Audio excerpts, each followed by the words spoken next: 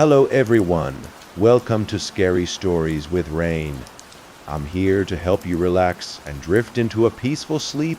If you enjoy the stories, please give this video a like and subscribe to the channel. It truly means a lot to me. Iggy love to know where you are listening from and what time it is for you right now. Now, get comfortable and let us begin. The fog's eternal whisper, even now, at 27 years old and living a busy life in New York City. The memory of that fateful bus ride still haunts me like a dream that refuses to fade. It was the trip that brought me back to Mistwood Hollow, a place I had sworn as a child I would never return to. Maybe it was because of the haunting memories from my childhood, or because the cold, gloomy atmosphere of that village had carved itself into my mind like a scar that never heals. But fate, with its cruel twist, chose that exact moment to pull me back, as if it wanted me to face a new nightmare, an unfinished chapter in the story of my life. My name is Clara Vaughn. I am a freelance reporter working for a small online news site in New York, where the fast pace of life and the city lights seem to chase away every shadow from my past. My father died when I was too young to remember his face clearly, leaving only vague fragments from my mother's stories. My mother remarried after that and moved away from our small town to start over in another state, leaving me in the care of my grandmother in Mistwood Hollow, a remote village deep in the Appalachian Mountains. My grandmother raised me, taught me how to live, how to read books, and how to face the world. But Mistwood, in my memories, was never a normal place. It was always covered in thick fog, as if the whole village was trapped in another world, completely cut off from the light and life of the outside. The mountains around it seemed to hold secrets, with whispers in the wind that made you question if the fog was just weather or something more, something alive and watching. When I was 15 years old, I left Mistwood to go to school in the city. That was the first time I felt true freedom, like escaping from an invisible cage. Before I left, my grandmother stood at the village gate, her face fading into the dense fog. She held my hand, her voice trembling but full of meaning. "Clara, if you ever come back, remember to listen to the fog." At the time, I thought it was just the words of an old woman, something vague and hard to understand. But as I grew older, I slowly realized that those words hid a deep fear, as if she knew that one day I would have to face something beyond imagination. The fog in Mistwood was not normal.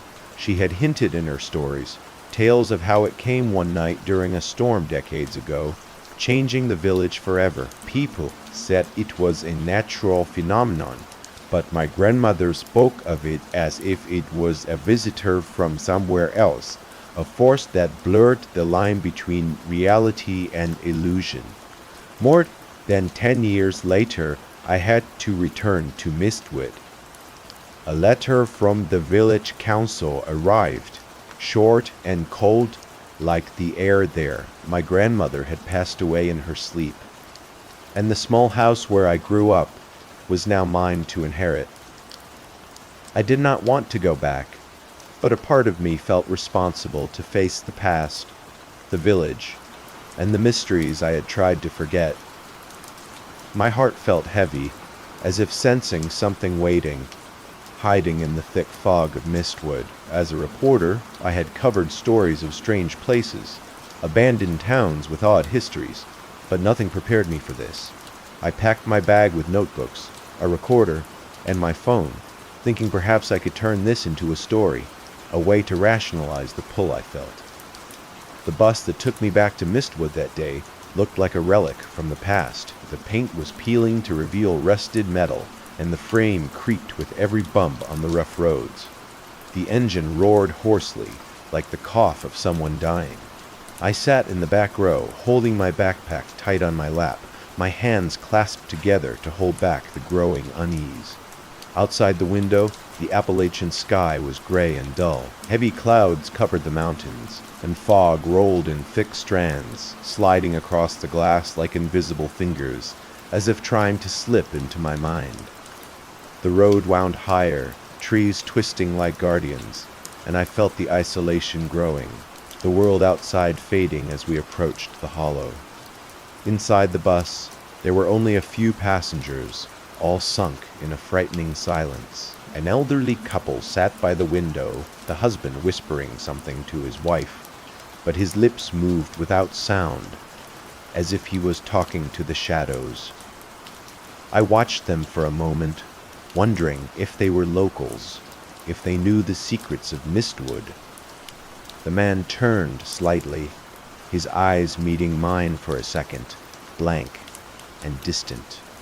Before looking away, a young man in a leather jacket kept his head down, staring at his phone screen as if it was the only way to stay calm.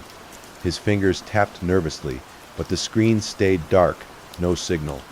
A middle-aged woman held her small child close, her eyes half closed like she was sleeping, but her hand gripped a silver necklace tightly, as if it was her last protection. The child stared at me with wide eyes, unblinking, and I felt a chill, as if the kid saw something I did not. No one spoke, no one looked at each other.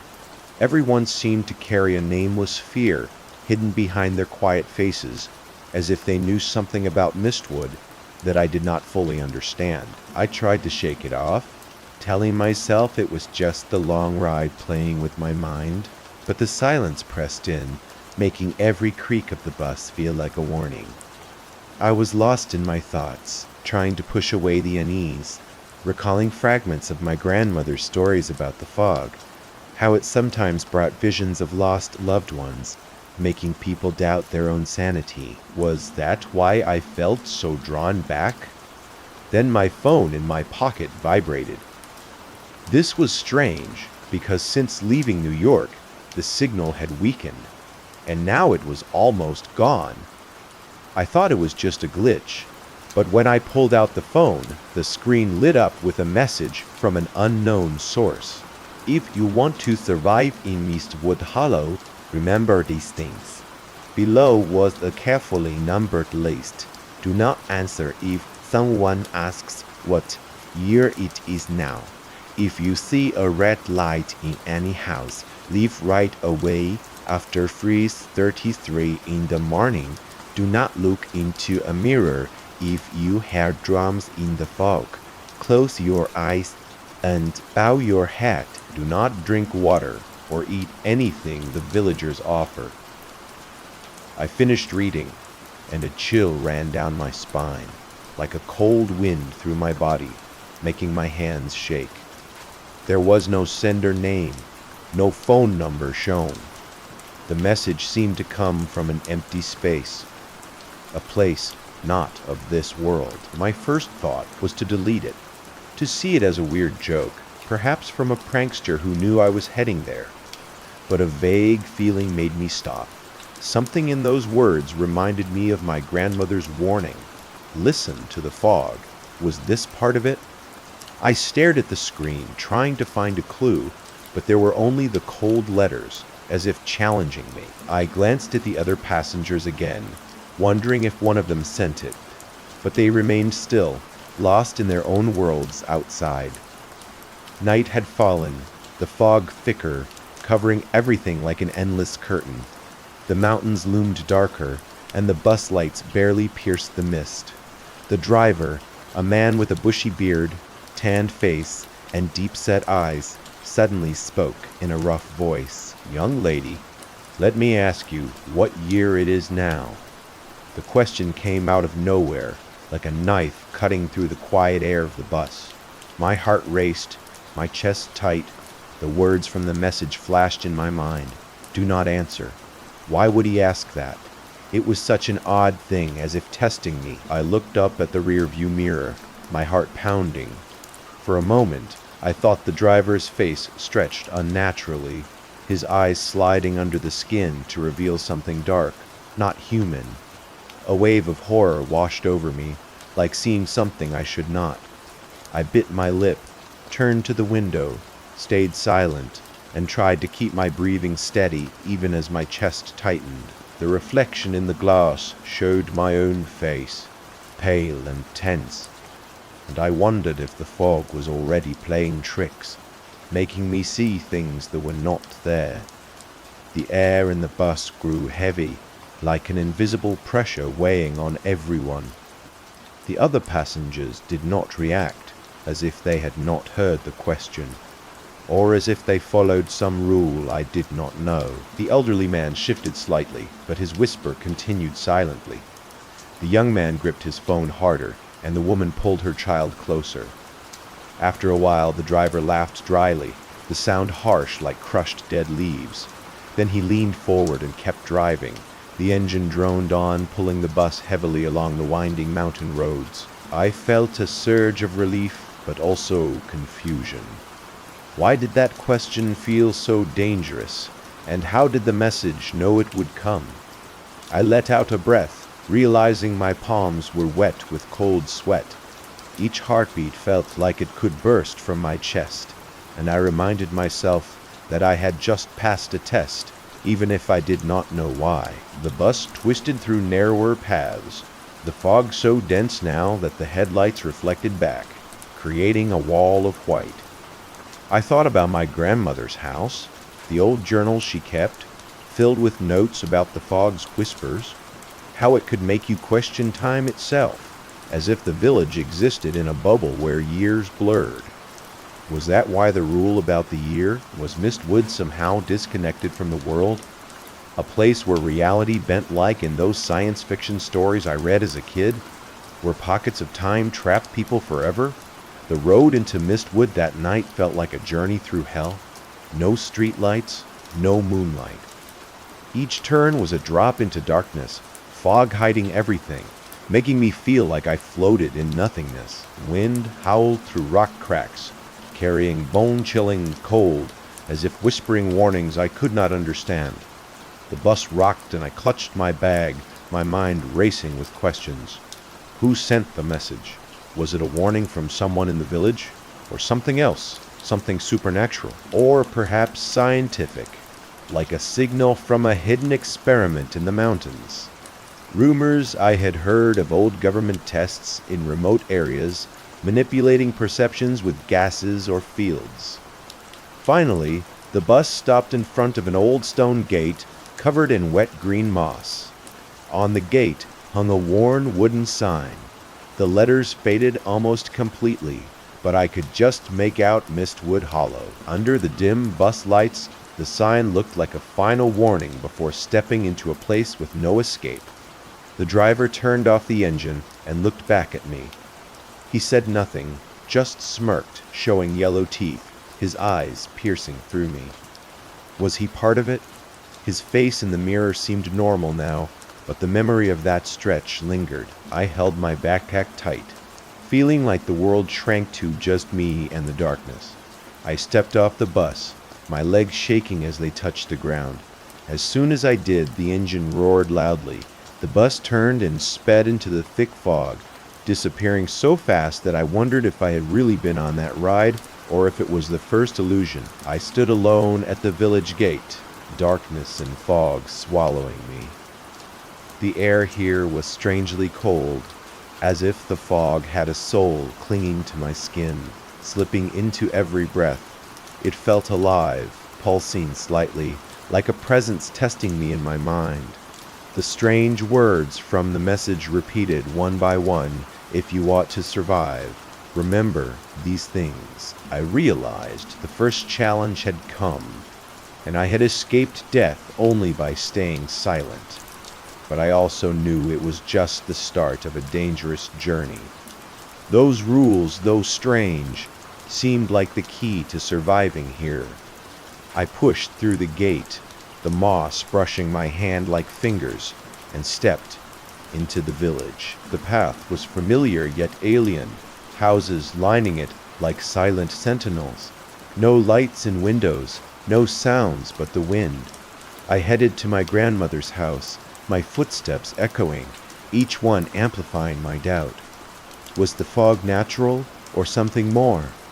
a veil hiding a supernatural entity, or perhaps a sci-fi anomaly, like a rift in reality where thoughts became real. Before going far, I heard wind howling through rock cracks mixed with a faint echo like drums from far away.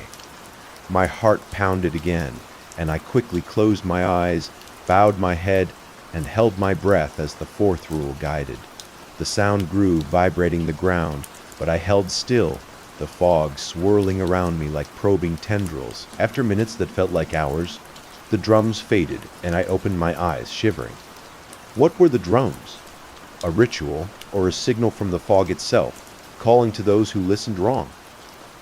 The fog in Mistwood at night was unlike anything I had ever known. It was not the light, floating mist of mornings in New York, but thick and heavy like a living liquid, wrapping tight around my skin and slipping into every breath. The fog here seemed to have a soul clinging to me, making each step slow, as if pulling me down into an invisible abyss. It carried scents of earth and decay, but also something metallic, like ozone after a storm, hinting at something unnatural, perhaps electromagnetic, distorting perceptions. When I walked through the moss-covered stone gate of the village, I felt like I had crossed a barrier, a boundary between the real world and Mistwood, where every normal rule seemed bent.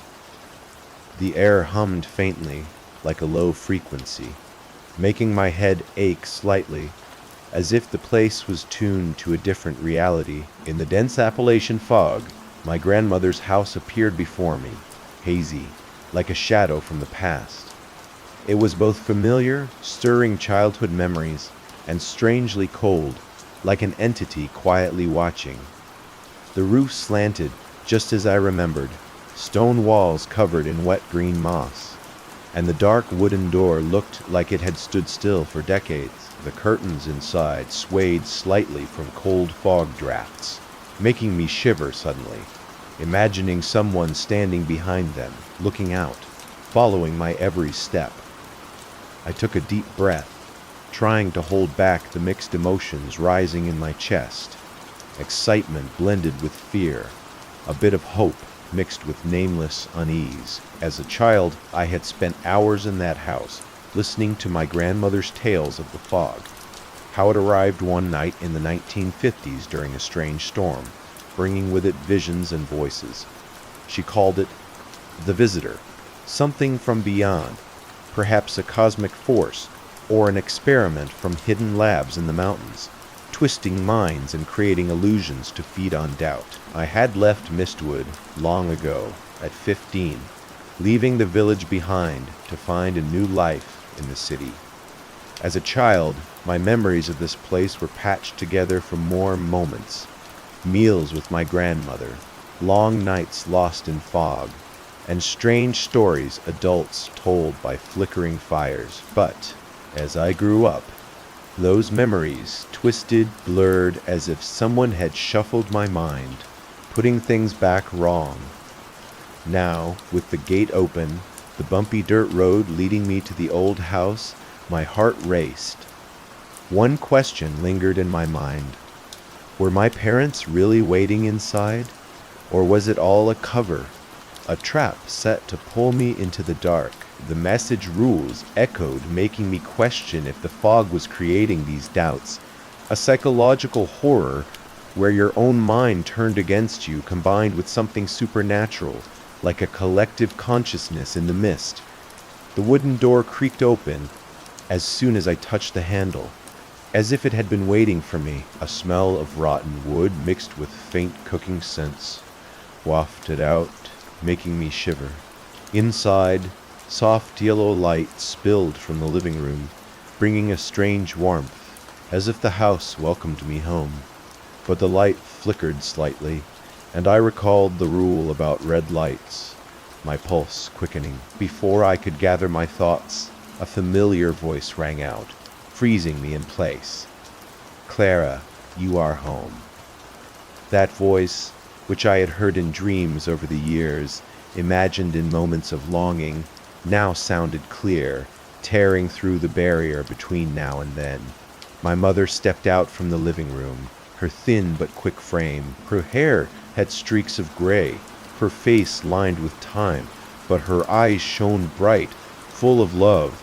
She spread her arms, and I, pulled by an invisible force, fell into the embrace.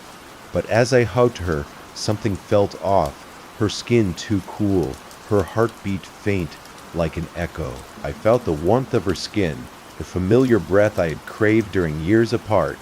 In that moment I believed all my fears and doubts were imaginary. I was truly home, with the family I thought lost forever, but my mind raced, questioning. My parents had left years ago, or had they? Memories blurred. And I wondered if the fog was already at work, reshaping my thoughts. Then my father appeared. He was tall, steady in his walk, his black hair now gray at the temples. He smiled, the warm smile I had etched in my childhood memories. "My daughter is back. I have always waited for you," he said, his voice deep and warm, as if time could not fade his love for me. But his eyes held a gleam too sharp, like observing me. Tears streamed down my face. I could no longer hold back. All I wanted was to sit down, tell them about the years I had lived, the struggles I had overcome, and the longing I had never admitted. We sat in the living room, and they listened, nodding, but their responses felt scripted, like they knew what I would say. But then another voice came from the stairs, soft but enough to startle me. "Sister Clara." I turned. A boy about 12 years old, with messy brown hair, big round eyes, and a young face, stood in the yellow light. My heart stopped. It was Ethan, my stepbrother, the child of my mother and stepfather. But what chilled me was the memory of him. When I left Mistwood at 15, Ethan was a lively toddler, just 4 years old, already chattering with clear words, full of energy. Over a decade had passed, and at 27, I knew he should be a teenager, 16 or 17 on the cusp of adulthood. Yet the boy in front of me looked frozen at 12, as if the years had stopped for him. His face unchanged from a memory I could quite place. Was this the fog's doing, trapping time in its endless haze? Or something sci-fi, like a temporal loop where he was held in a moment of tragedy? My grandmother were stories whispered in my mind, tales of the fog-stealing moments, preserving the lost in eternal youth, or perhaps an experiment gone wrong, suspending time for those it claimed. I choked, my mind spinning, not knowing what to say to this eerie sight. The rules from the message echoed, and I wondered if this was another test, the fog conjuring Ethan to break my resolve. The boy ran to me, hugging tight, his smile innocent but unnervingly still, like a photograph brought to life. "You're back. I always waited for you," he said, his voice clear like a bell, but it carried a wrongness, a hollow echo that made me shiver.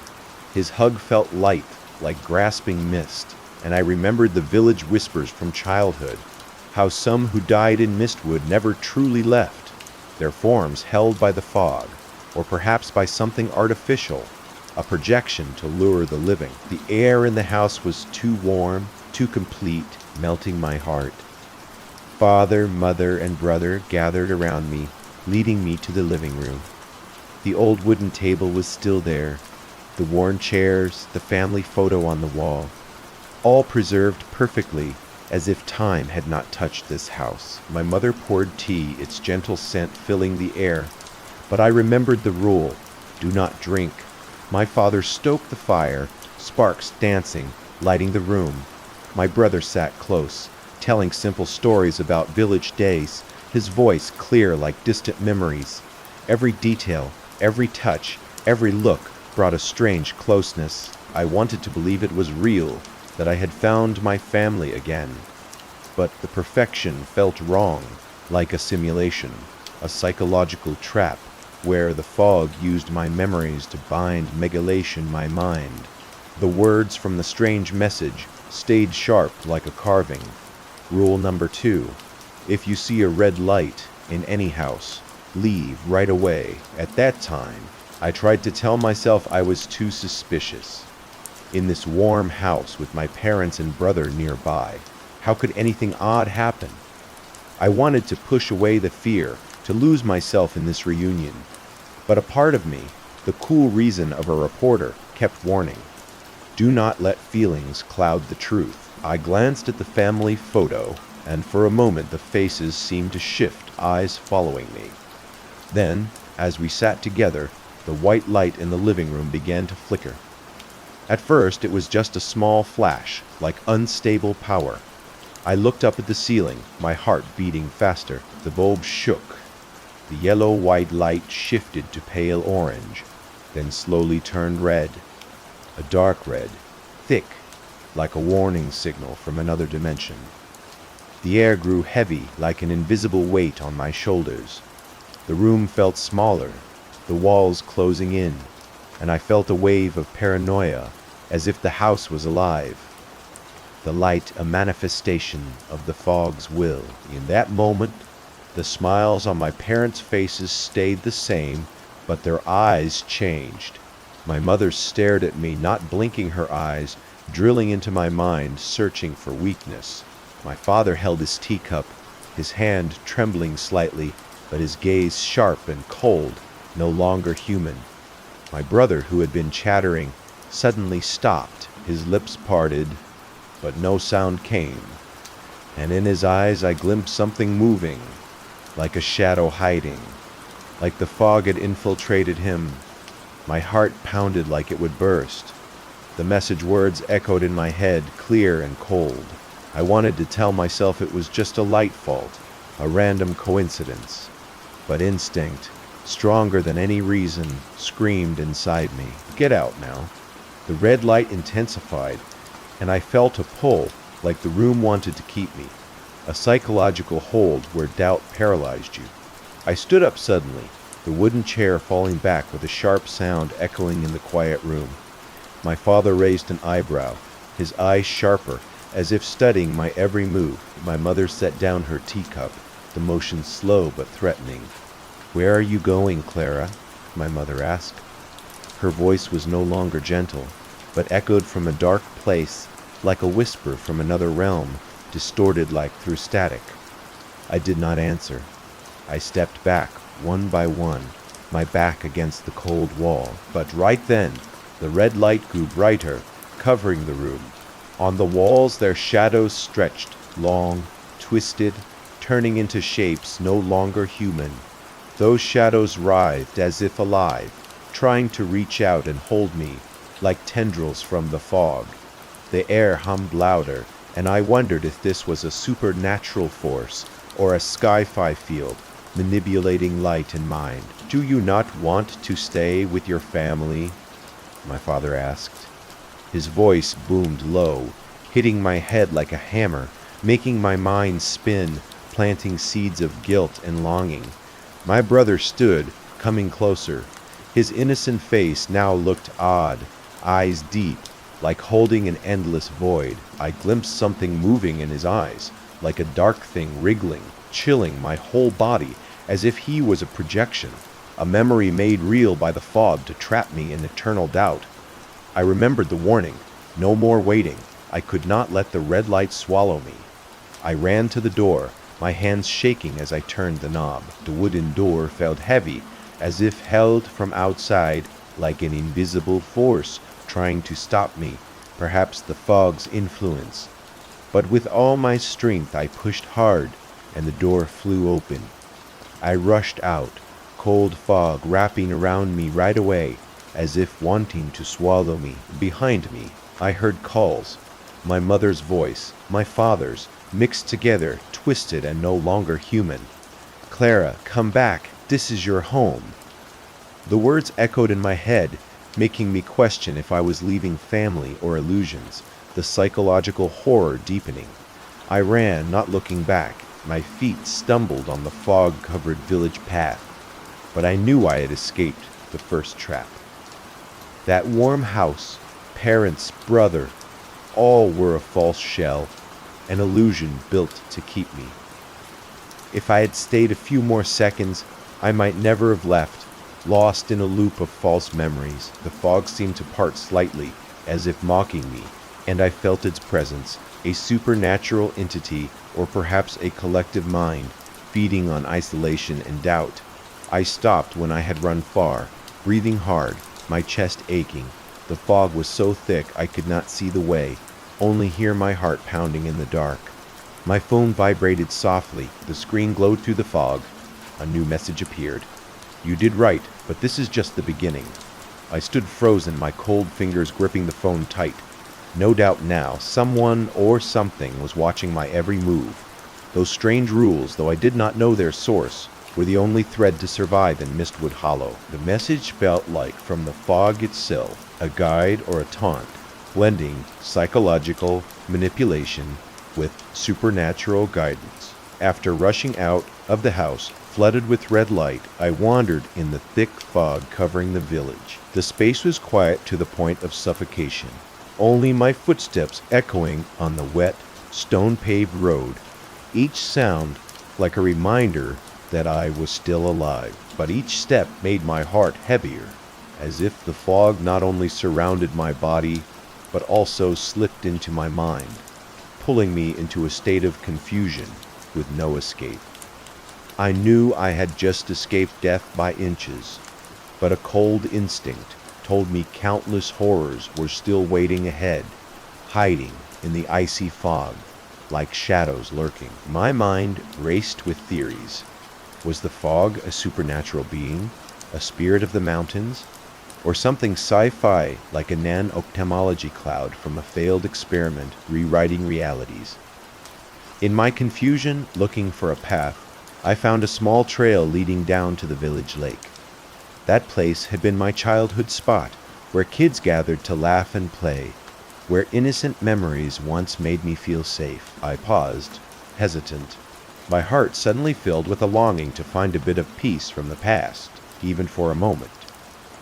After a short doubt, I decided to go down, hoping the familiar sights of the water would soothe the fear gnawing at my mind. The sloping path to the lake was misty with white fog, but the landmarks were still there. The row of willows dipping into the water, the small wooden bridge across the shore, and especially the large rock where I used to sit watching sunsets. Everything was the same, as if time had not touched this place, as if Mistwood was trying to hold me with memories that never faded. But the water looked still, too still, like a mirror waiting to reflect something wrong.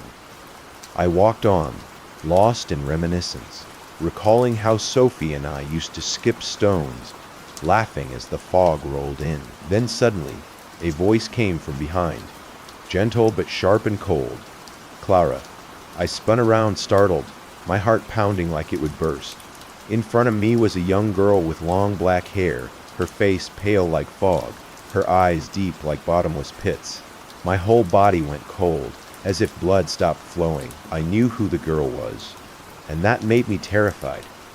"Sophie," I whispered, my lips trembling, my voice fading with fear mixed with pain. Sophie, my best friend from childhood. She had been lively, always running and laughing by the lake, her voice clear like sunshine. But many years ago, when we were 10, Sophie drowned in this very lake. Her death became a shadow haunting my memories, a pain that never erased, like a scar forever in my soul. Yet now she stood before me alive, smiling as if nothing had happened, as if death was just a passing dream. Was this the fog's power, bringing back the dead as illusions to break my mind? Or a sci-fi reconstruction using my memories to create holograms or clones? "It has been so long since we met," Sophie said, her voice even, soft but with a cold tone, making my back shiver in waves. Her clothes were dry, but a faint dampness clung to her, like she had just emerged from the water.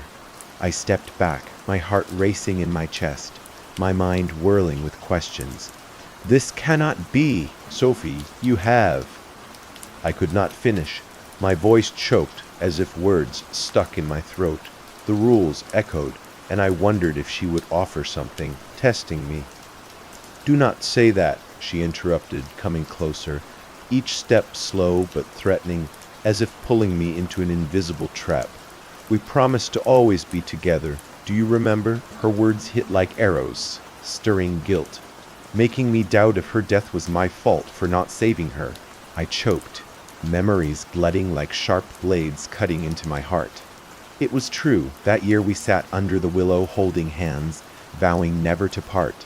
That promise had been light in childhood days, but it shattered when Sophie left forever in the lake's cold water. The pain was still fresh, and now seeing her, I wanted to believe she was alive, but feared this was only an illusion, a psychological ploy by the fog to make me stay. Sophie tilted her head, smiling gently, her eyes sparkling like the lake under moonlight. "I made coffee. Do you want to drink with me? It has been so long since we sat together." The cup she held steamed, but the steam blended with the fog, unnatural. In that moment, a strange temptation slipped into my mind. The idea of sitting with Sophie again, talking like old times, sipping hot coffee in the cold fog, seemed too appealing, too familiar, as if I could reclaim lost days. But right away my memory flashed. Rule number 5 appeared clear in my head. Do not drink water or eat anything the villagers offer. Was this the trap? The fog using my grief to poison me or alter my mind? I clenched my fists, nails digging into palms, painful to stay alert. I looked straight into Sophie's eyes, trying not to let emotions take over reason. "Sorry, I cannot," I said, my voice shaking but firm, like a statement to myself. Sophie's smile froze. Her face became unnaturally still, as if all emotion drained away. In her eyes a dark light flashed, like embers from a gloomy place burning, making me shiver. The air around her shimmered like a glitch in reality. "Do you not trust me?" she whispered, her voice small but piercing my heart, as if pulling me into endless space, planting seeds of doubt that grew like weeds in my thoughts. I shook my head, stepping back more, my foot touching the bridge edge, cold from the water below spreading up. "You are not Sophie anymore. What stands before me is not you," I said, my voice trembling but determined. Saying it out loud helped, breaking the spell slightly. In an instant, her face twisted. The sweet smile stretched into a gruesome one, eyes sinking deeper, and her pale skin spotted with watermarks, as if she had just risen from the lake bottom. Her long black hair wet and matted on her shoulders, and in her eyes I saw a frightening emptiness. I knew I was right. It was only a false image, a trap made to fool me, the fog's way of using my psychology against me, combined with supernatural mimicry. Sophie, or the thing pretending to be Sophie, stared at me, her gaze like it would pierce my soul. Then she let out a soft laugh, the sound echoing like from under the lake, cold and not human. After that, she turned, slowly walking back to the water edge, her form blending into the fog. In a blink, she vanished without trace, leaving me standing silent in the fog, my heart racing. The coffee cup remained on the ground steaming, but I kicked it away, watching the liquid absorb into the soil like blood. I trembled, heart pounding like it would explode. Tears flowed, not knowing if from fear or from past pain torn open. I had just faced the ghost of a childhood memory, and only by staying firm, I escaped death again. But each time I felt like losing part of myself, as if Mistwood was trying to swallow not just my body but my soul. The fog seemed to thicken in response, as if angry, and I wondered if it was a sentient being, a supernatural fog spirit, or a sci-fi cloud of particles, reading minds and creating custom horrors to break people. Thirst burned my throat, so I headed to the stone well in the village center. That was the only place I remembered for water, and I knew I needed to stay alert to survive this nightmare place. The path to the well twisted, each step heavier from fog and fear clinging to me. The space around was frighteningly quiet, only wind howling through rock cracks like whispering warnings I could not understand. I passed dark houses, and in one window I glimpsed a red glow, but remembered the rule and hurried past. Heart racing, the old well appeared in the fog, stones around the rim smooth, covered in wet green moss, like a relic from the past. The rope bucket hung loose, creaking with every wind gust, making a chilling sound, like someone crying from far away. I breathed deep, trying to calm, then lowered the bucket into the well. Water splashed softly against the walls, bringing temporary relief when I pulled it up, water dripping like a promise of safety in this nightmare. But the surface rippled oddly, as if disturbed from below. I leaned down to drink, thirst burning, making me almost unable to hold back. But right then, the water in the bucket shook violently, as if someone below stirred it. I held my breath, looked up, heart beating harder like it would burst in the bucket. My face reflected, but the face was not fully mine, the eyes in the image wide open, lips moving slightly, and then I heard a call clear, like echoing from deep in the well, "Clara." I froze, whole body cold, as if plunged into icy water. The image in the water smiled, a twisted smile, not mine. The lips in the bucket moved again, and the sound came clearer, like whispering right in my ear. "Clara, stay with us. This is your home." My body felt like ice. I threw the bucket aside right away, water splashing on the stone, sound echoing in the quiet fog. I stepped back, trying to get away from the well, but in that moment I glimpsed the reflection still in the spilled water, still smiling even as I turned. Was this a mirror of sorts? The rule about mirrors extending to any reflection? A psychological trick where seeing your altered self drove you mad? Or a supernatural portal? I ran, heart full of panic. My feet staggered on the village path, fog like wanting to swallow me. Clearly, Mistwood Hollow was not just a normal village. This was where memories, pains, and familiar faces turned into traps. Every familiar thing could become bait, pulling me to death, and I knew. The journey to survive here was long, much darker, like a nightmare with no end.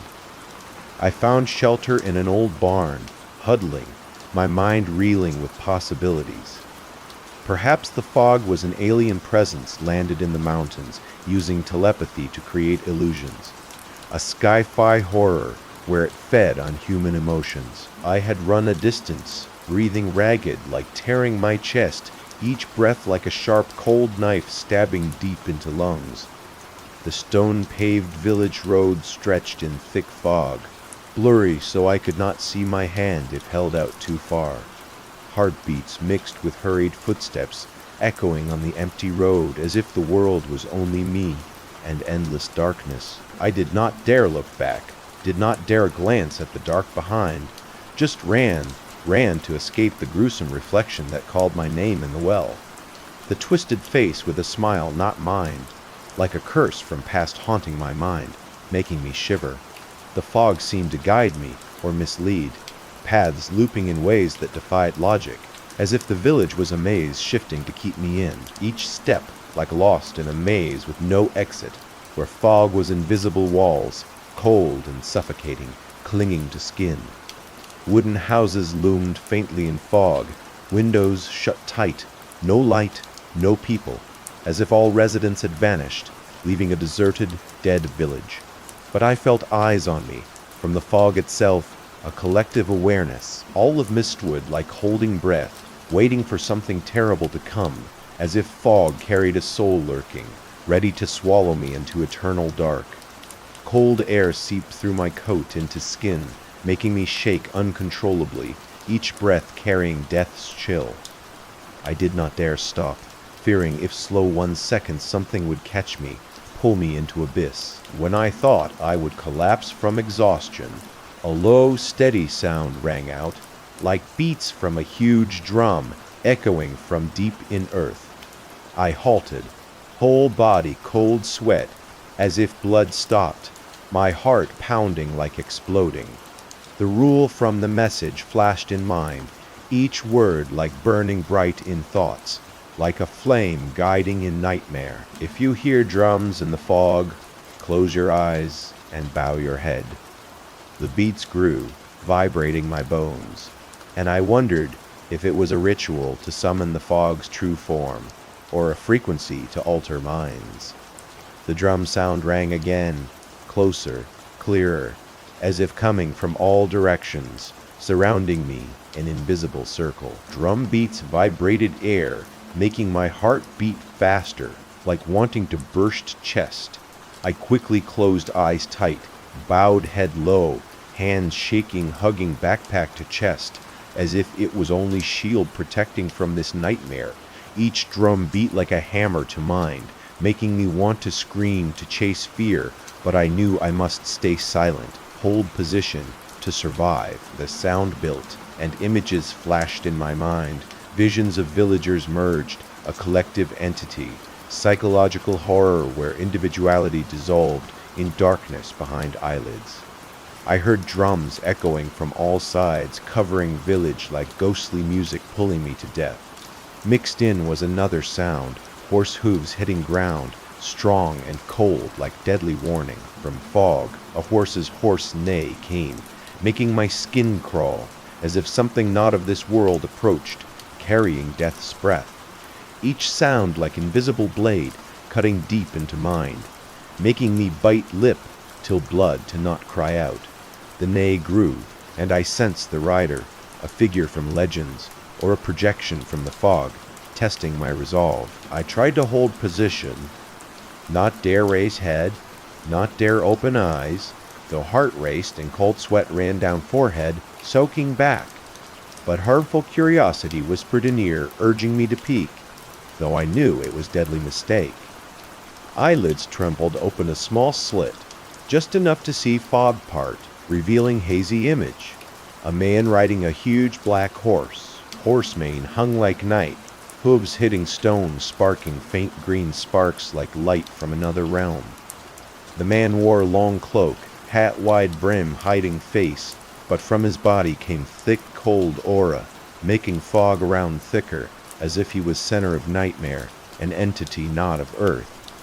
Was he a supernatural guardian, or a holographic sentinel from a hidden tech? I knew I should not look, not observe, but feet like hypnotized, unable to move, as if invisible force held tight, pulling into trap.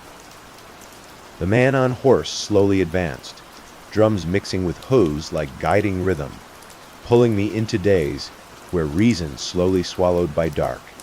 He went straight to road end, where tall building loomed in fog, an old bell tower from ancient church, misty and cold, like silent threat. The church, I remembered, was where the fog first appeared, according to grandmother's journals, during a storm that locals called the arrival. Throat choked, like squeezed by invisible hand. In faint childhood memories, I heard villagers whisper about this church, voices full fear as if mentioning cursed place. They said no one went there anymore, because after a war, too many died in that sanctuary, and bell rang only at hours not human. Those stories scared me as child, but now facing reality, they became living warning, like prophecy coming true, making heart beat stronger, like exploding. Perhaps the fog was born there, a rift opened by lightning, bringing a dimension where thoughts became entities. The man on horse stopped at rusted iron gate of church. He did not turn, but I felt his icy gaze through veil straight at me, like drilling into mind, making me unable to move. Body stiff like frozen in fog, heart racing like bursting. But instead of running, I slowly followed, as if pulled by invisible force, unable to resist. Though reason screamed, I walked into deadly trap. The drums pulsed in my veins, shrinking with my steps, a psychological pull that made me question my free will. When I reached stone steps to church, drums suddenly stopped.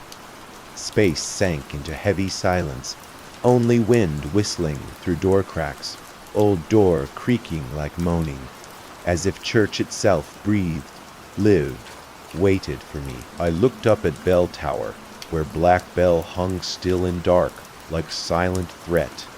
Faint glow on my wristwatch made heart stop, each second like endless Thera-tree 32 in the morning. Blood like froze. Only 1 minute till time in Rule 3. After 3:33 in the morning, do not look into a mirror. Fear, like sharp, cold blades stabbing mind, making me want to run, but feet kept moving as if enchanted, like church called my name, the fog's voice in my head. I rushed into church, feet stepping on cold stone floor, echoing in empty space, each sound like reminder I still lived. Long wooden benches covered dust, statues cracked, like witnesses to forgotten tragedies. On far wall of main hall, huge mirror hung, wooden frame carved with dragon patterns faded, as if waiting for me years ready to swallow. The mirror's surface shimmered like a portal, and I felt the pull, the psychological urge to look, to see the truth or the lie of myself. Meat hand on wristwatch moved, slow but unstoppable like judgment D333. Church bell exploded in loud ring, like tearing space, making whole body shake as if soul pulled from body. Mirror on wall vibrated, surface rippling like water, as if hundreds hands from inside wanted to tear through, pull me to death. Bell sound echoed, mixed with wind howl, creating ghostly chorus, like call from death. The reflections in the mirror shifted, showing versions of me, older, younger, screaming silently, a sci-fi nightmare where parallels converged. I remembered Rule 3, each word carved in mind. After 3:33 in the morning, do not look into a mirror. No time to think. I yanked coat, threw it over mirror to cover, like desperate act to protect self. Fabric touched cold surface, and all sounds suddenly silent. Bells stopped, drums gone, horse hooves faded in fog. Only my heavy breathing echoed in empty hall like proof I still lived.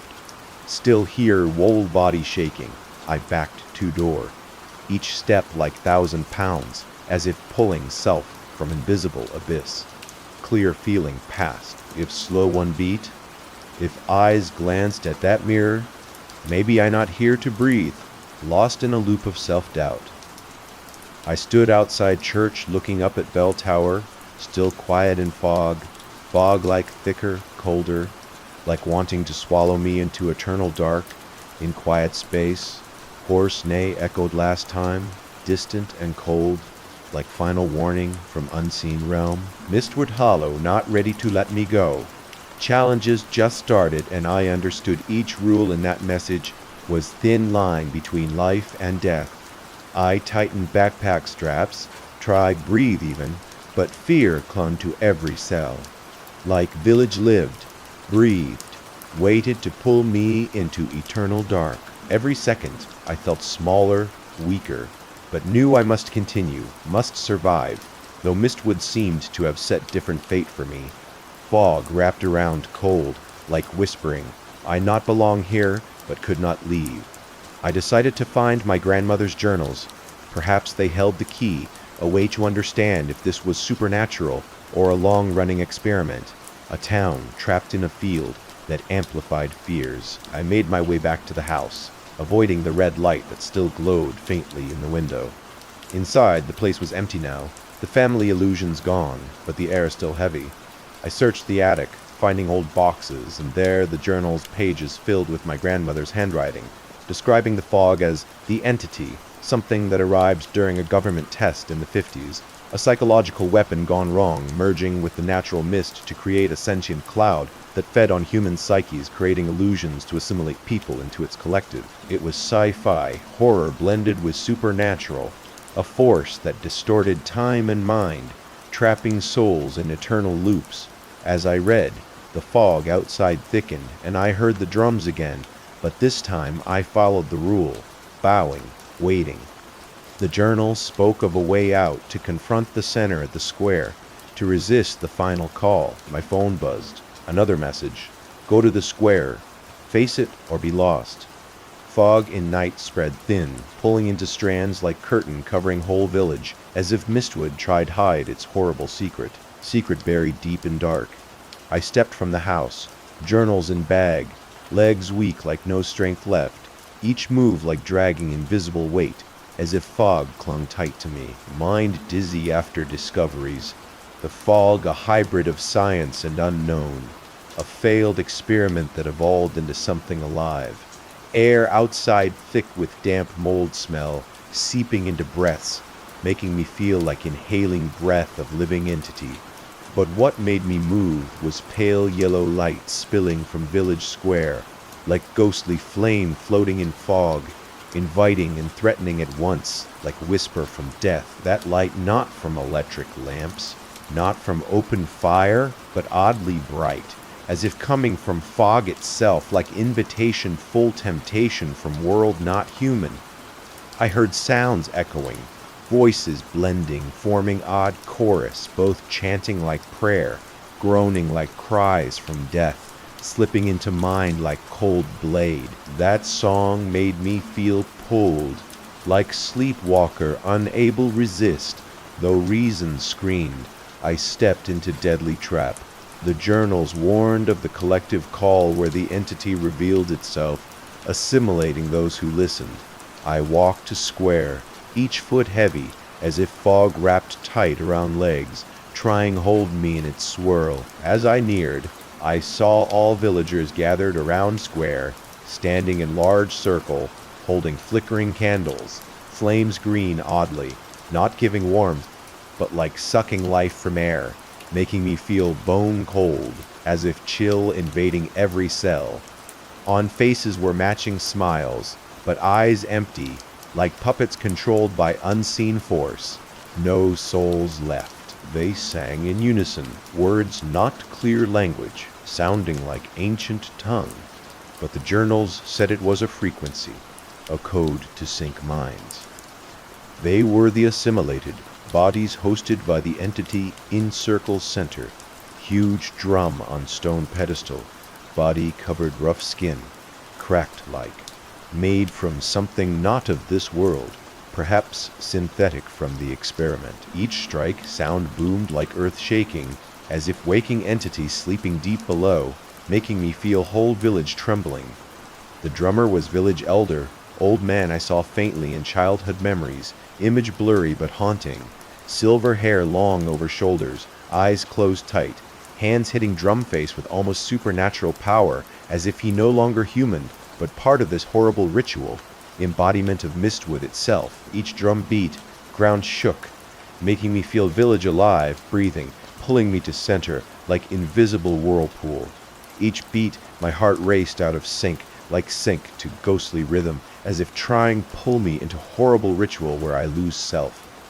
Fear surged like blade cutting mind, but same time, odd urge made me want stay, want understand, though I knew it could be path to death, to eternal disappearance. The entity wanted me to add my mind to its collective.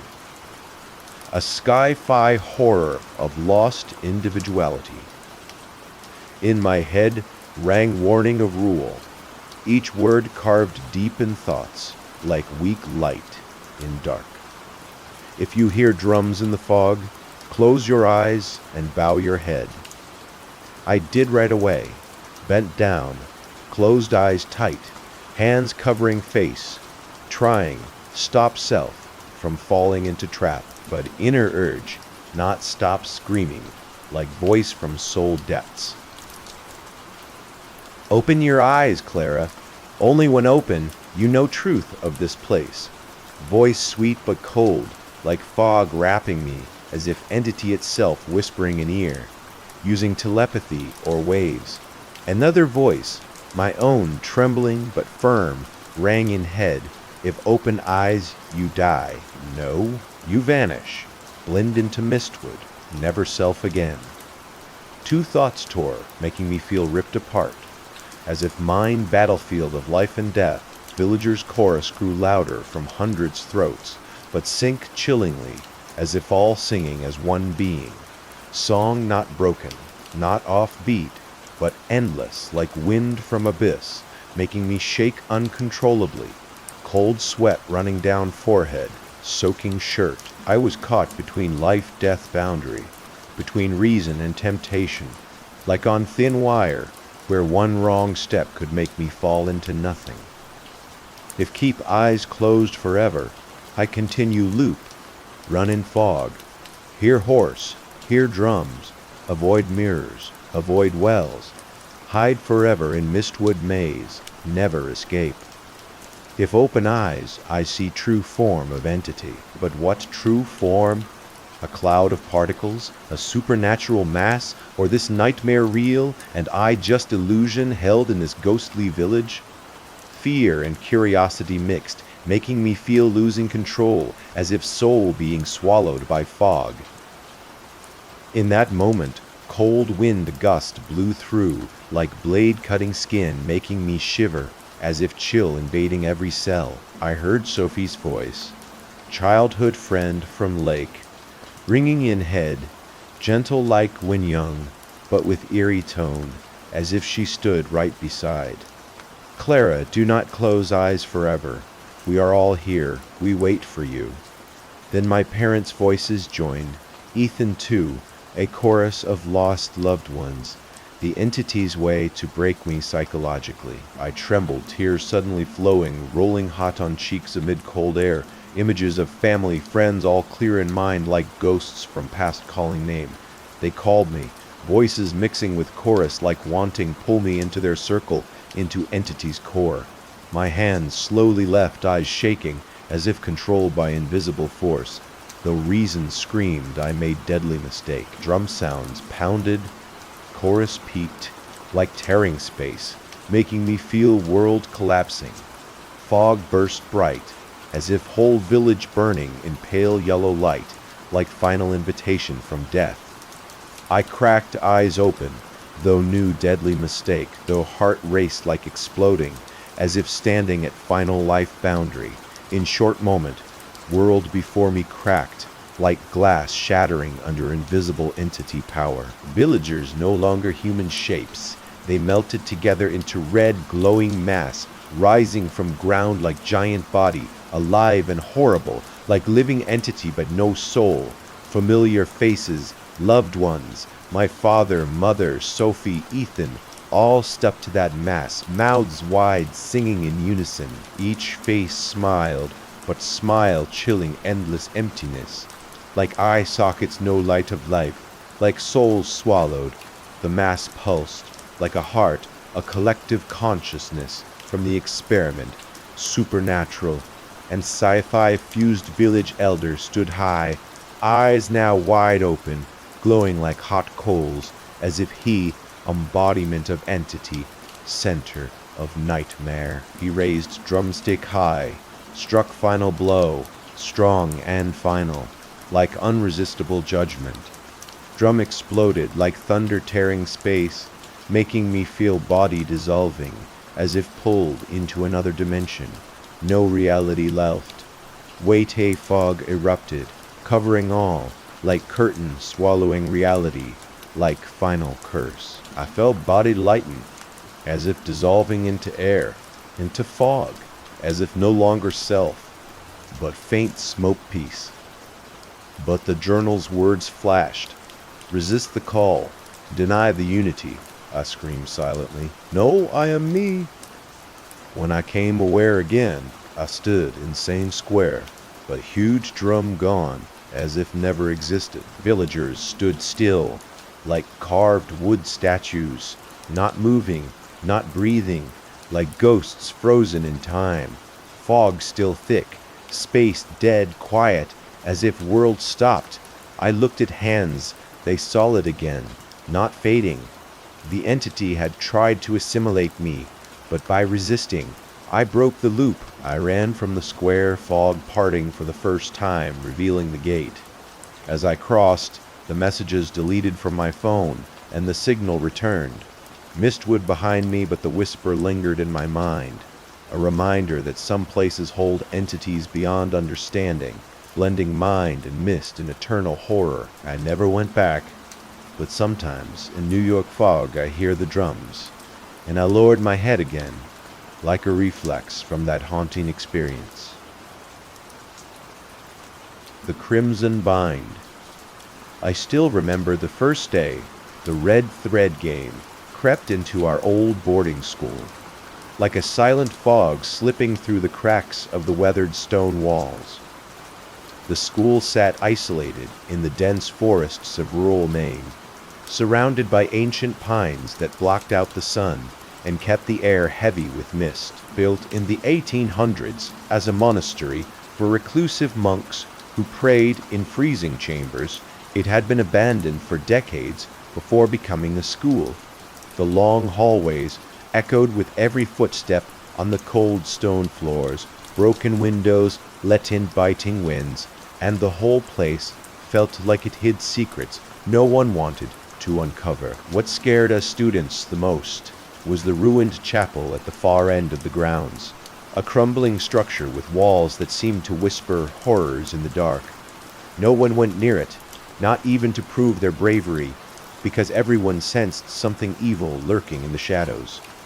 We had grown used to the bone-chilling cold of the stones, the howling wind that sounded like mournful cries, and the constant feeling of being watched when walking alone through those endless corridors. Sometimes, on foggy afternoons, I would feel someone standing right behind me, but when I turned around, there was only darkness and the wind. Yet in this place that seemed designed to trap curses, a seemingly harmless game spread quickly, so fast that even the teachers did not notice at first. It was called the red thread, a thin string tied around the pinky finger, linking two people as a symbol of connection. At first, everyone thought it was just a way to show friendship, a silly teenage trend. But within weeks, it turned into a mandatory ritual, something that defined your place in the group. If no one tied a thread with you, you became an outcast, like a ghost wandering among judgmental stares and cruel whispers. The first person in my class to mention it was Sophia, a girl with an eerie beauty, as if she had stepped out of an old painting. Her eyes were deep and held mysteries no one could unravel. I knew Sophia through Mia, my closest friend, or rather, the one who had been my closest friend before she died in a horrific accident I still could not bring myself to talk about. Mia had been my light, always bright and pulling me out of my dark moods, but after she was gone, Sophia seemed to change. She grew quieter, yet she had this strange pull that drew people in without them realizing it.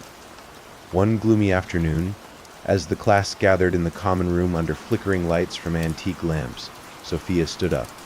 Her voice was soft like a breeze, but strong enough to silence everyone. She said the red thread came from Greek mythology, that it did not just represent bonds, but also guided lost souls back to each other. Her words, though vague, captivated the class, as if she were casting a spell. I do not know why I agreed to tie the thread with Sophia. Maybe it was the fear of being left behind, of becoming irrelevant in the crowd. Or perhaps it was her gaze, sharp and unyielding, that left no room for refusal. When the red thread tightened around my pinky, I felt something odd. Not exactly pain, but like an invisible needle piercing my skin. A small drop of blood oozed out and fell onto the cold tile floor of the classroom, soaking into the shadows somewhere. I looked down, feeling like the blood was not disappearing but being swallowed by something beneath the stones. Sophia glanced at me and smiled faintly, but the smile was not for me. It seemed directed at an unseen presence hiding nearby, watching us. That night, I had a strange dream. I found myself in an endless hallway, walls dripping with blood that pooled on the floor in long, snaking trails. The air was thick and suffocating, as if the space itself was closing in on me. At the end of the hall, a tall figure appeared. He had the body of a man with broad shoulders, but his head was that of a black raven, eyes glowing red like embers. He did not move closer, just stood there, His gaze locked on mine. Then he whispered, his voice low but clear, as if spoken right in my ear. "I am Andras. The pact is sealed." I woke up suddenly, covered in cold sweat, my heart pounding. My pinky was still bleeding slightly, even though the wound was tiny. The dream and reality blurred, as if the red thread had pulled me into another world. The next morning, the whole school was buzzing. Alex and Jordan, the popular pair in our class who were always inseparable, had died in a car crash right outside the gates. The police said they were hit by a truck while crossing the road, but what chilled everyone was that when their bodies were recovered, their pinkies were mangled, the red threads wrapped so tightly they had cut through the flesh, with dried blood caked black on the strings. The adults called it a coincidence, saying accidents could leave strange marks. But we students knew better. We were not naive enough to believe that. We exchanged glances filled with suspicion and fear, but no one dared speak it aloud. Strangely, instead of fear stopping the game, it fueled it. Those who had tied threads bragged about it like badges of honor, marks of invincibility.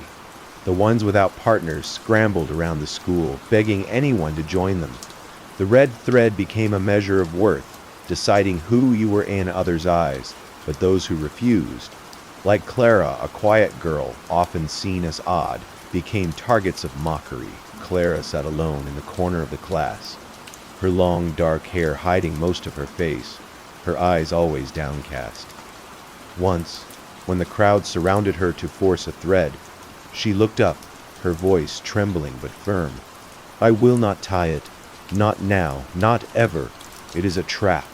The class burst into laughter. Everyone thought Clara was just making excuses to hide that no one wanted her as a partner.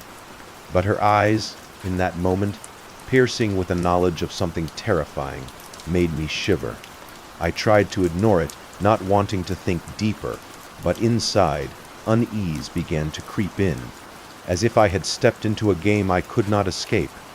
The second night, the dream returned, the same endless hallway, the same bleeding walls, but this time the raven-headed figure came closer. His breath was foul, thick with the scent of rust, like old blood feathers dripping dark liquid that formed glistening puddles. I wanted to scream, to run, but my feet were rooted to the floor. He reached out with a long hand, claws sharp and pointed, touching my pinky. A surge of fire raced through my body, burning from within. Then hundreds of voices whispered in my head, repeating over and over, "The pact! The pact! The pact!" I jolted awake, heart racing, the red thread on my finger ice cold, as if it were alive and tightening. The following day, I started noticing small details. People who had tied threads seemed different. They clung to each other unnaturally, unable to separate, but their eyes were empty, like part of their soul was missing. Some began mentioning dreams of hallways, voices, and bizarre shapes, but no one admitted the game was wrong. They feared isolation, feared seeming weak. Clara, meanwhile, stayed alone, quietly sketching strange symbols in her notebook, as if decoding an ancient riddle. I began to feel the red thread was more than a string. It was like a chain binding me to something larger, darker. I tried talking to Sophia, but she just stared at me coldly and said, "You agreed. There is no going back." Her words sent chills down my spine. I wanted to cut the thread, but every time I picked up scissors, my hand shook, as if an invisible force stopped me. A week later, another accident happened. This time, 2 seniors who had tied threads were found in the woods, their bodies torn apart, the red thread still wound tightly around broken fingers. Rumors spread through the school, but the game did not stop. It was like a fever, the deaths only making people more obsessed. I grew afraid, not just of the deaths, but of myself. Each night the raven-headed figure drew nearer, his voice clearer.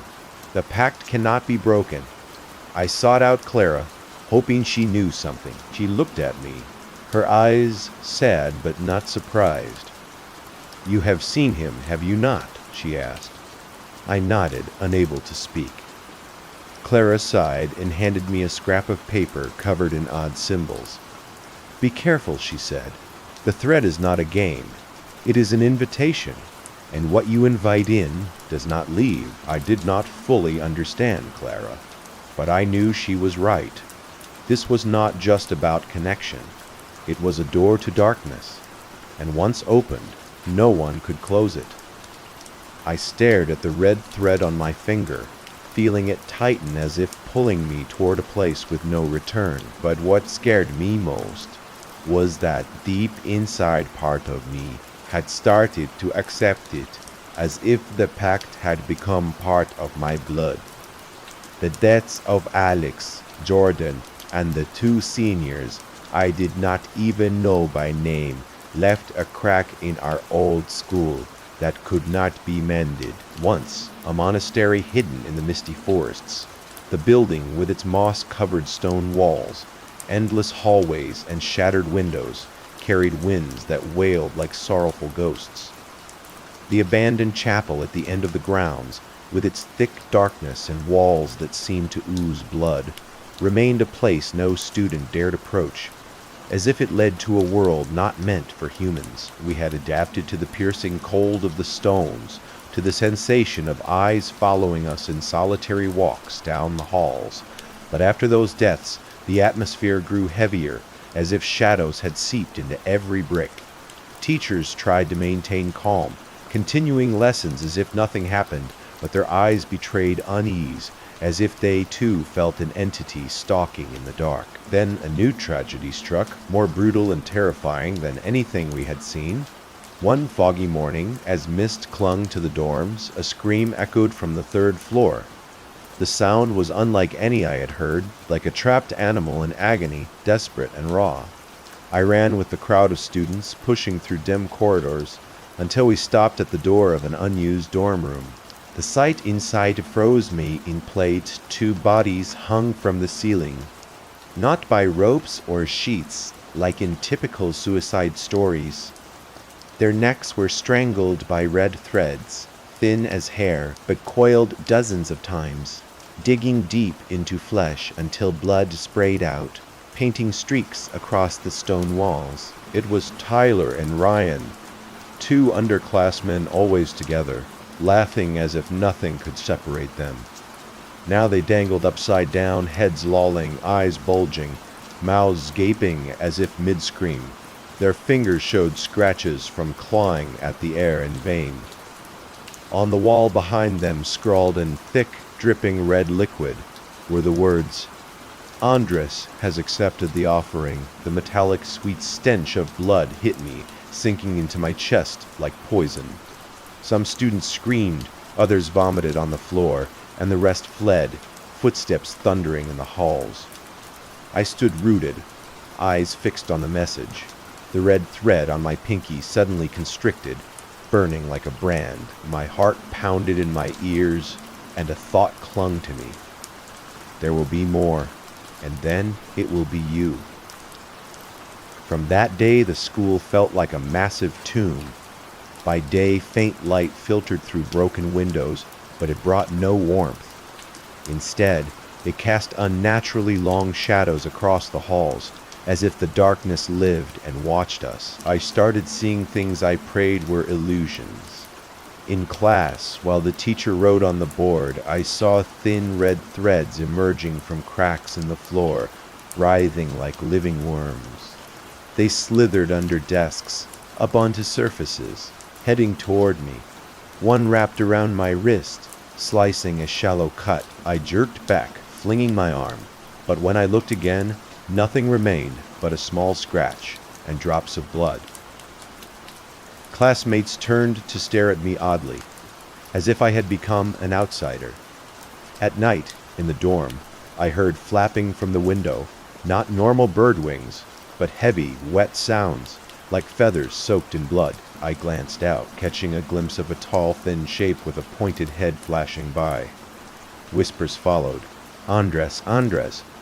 Dozens of overlapping voices echoing in my mind like scraping metal. I pulled the blanket over my head, telling myself it was just the wind, just imagination.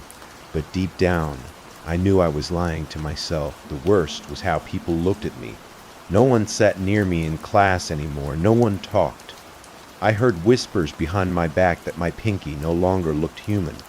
One kid said it had turned black like charred wood, and another swore it cracked open, exposing bone.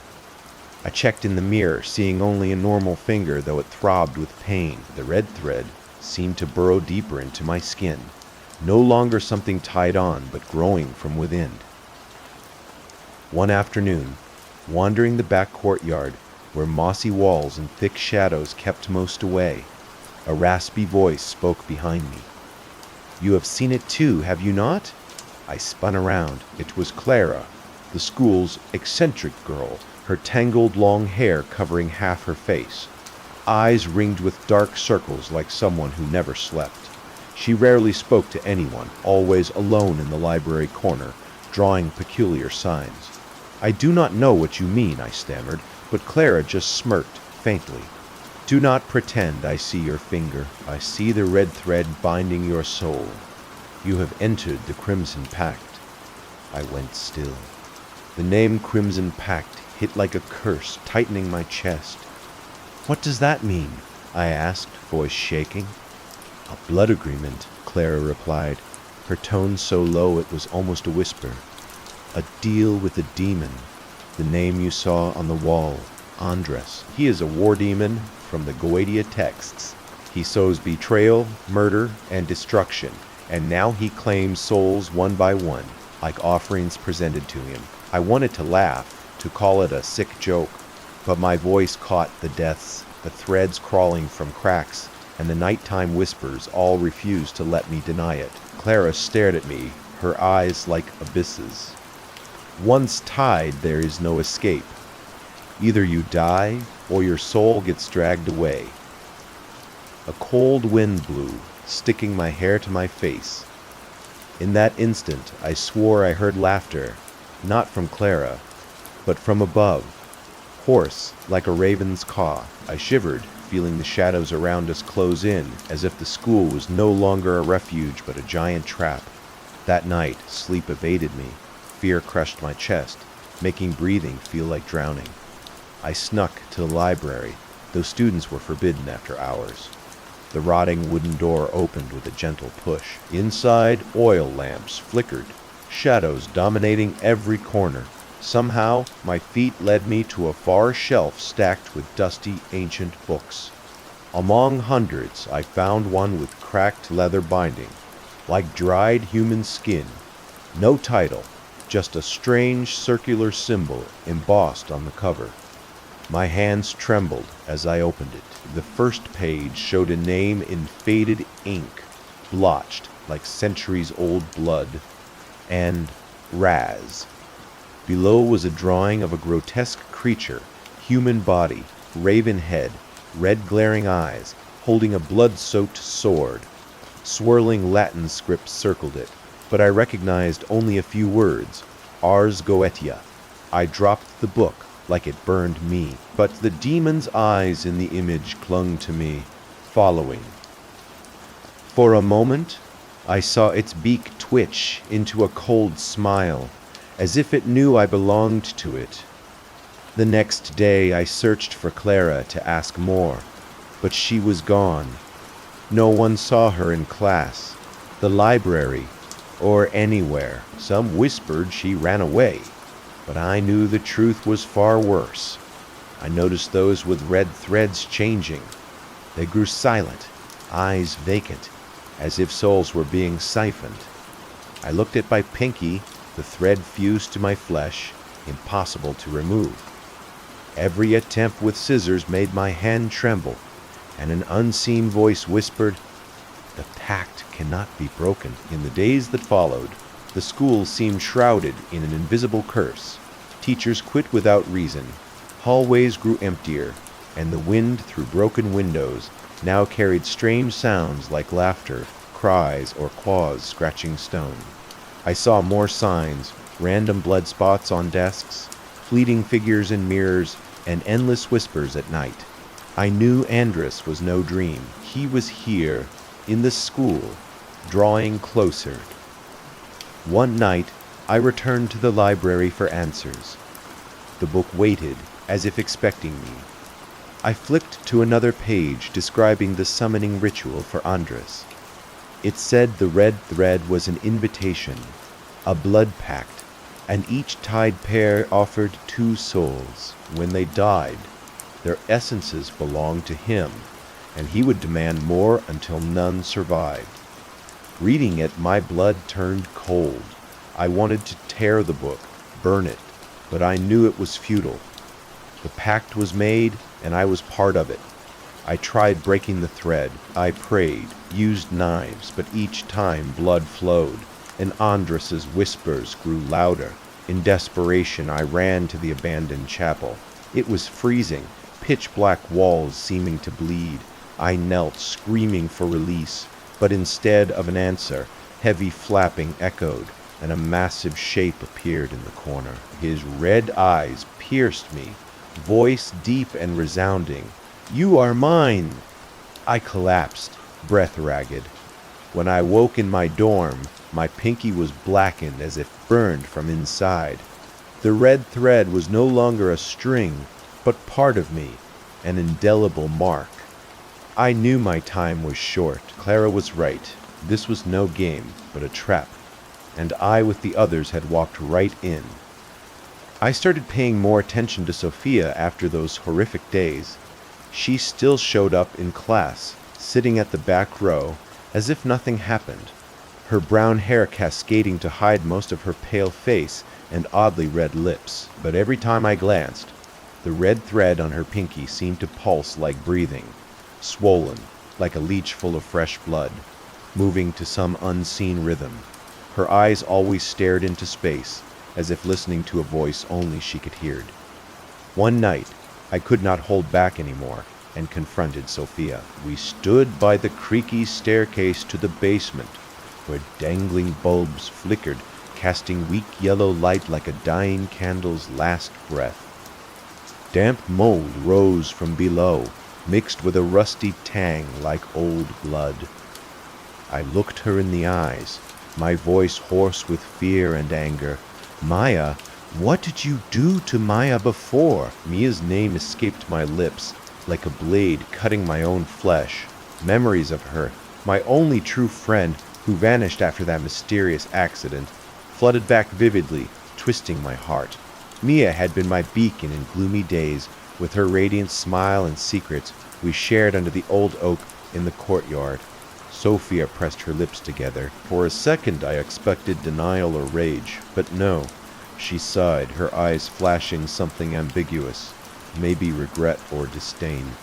"Yes, I tied the thread with Mia." I froze, pain stabbing my chest like an invisible hand squeezing. What? She wanted to try it. I did not force her. The invitation is just a door. Mia opened it herself. Sophia's tone was flat, cold like reading a death notice from hell.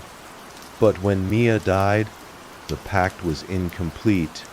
It needed one more piece, and you, her gaze cut into my soul like a knife, are the final piece. I stepped back, bumping into the rusted railing, metal screeching in the dark. Memories surged like a flood. Mia's laughter, our whispered secrets under dim flashlight beams. Now all turned to ash, scattered in the cold wind. Blood rushed to my head.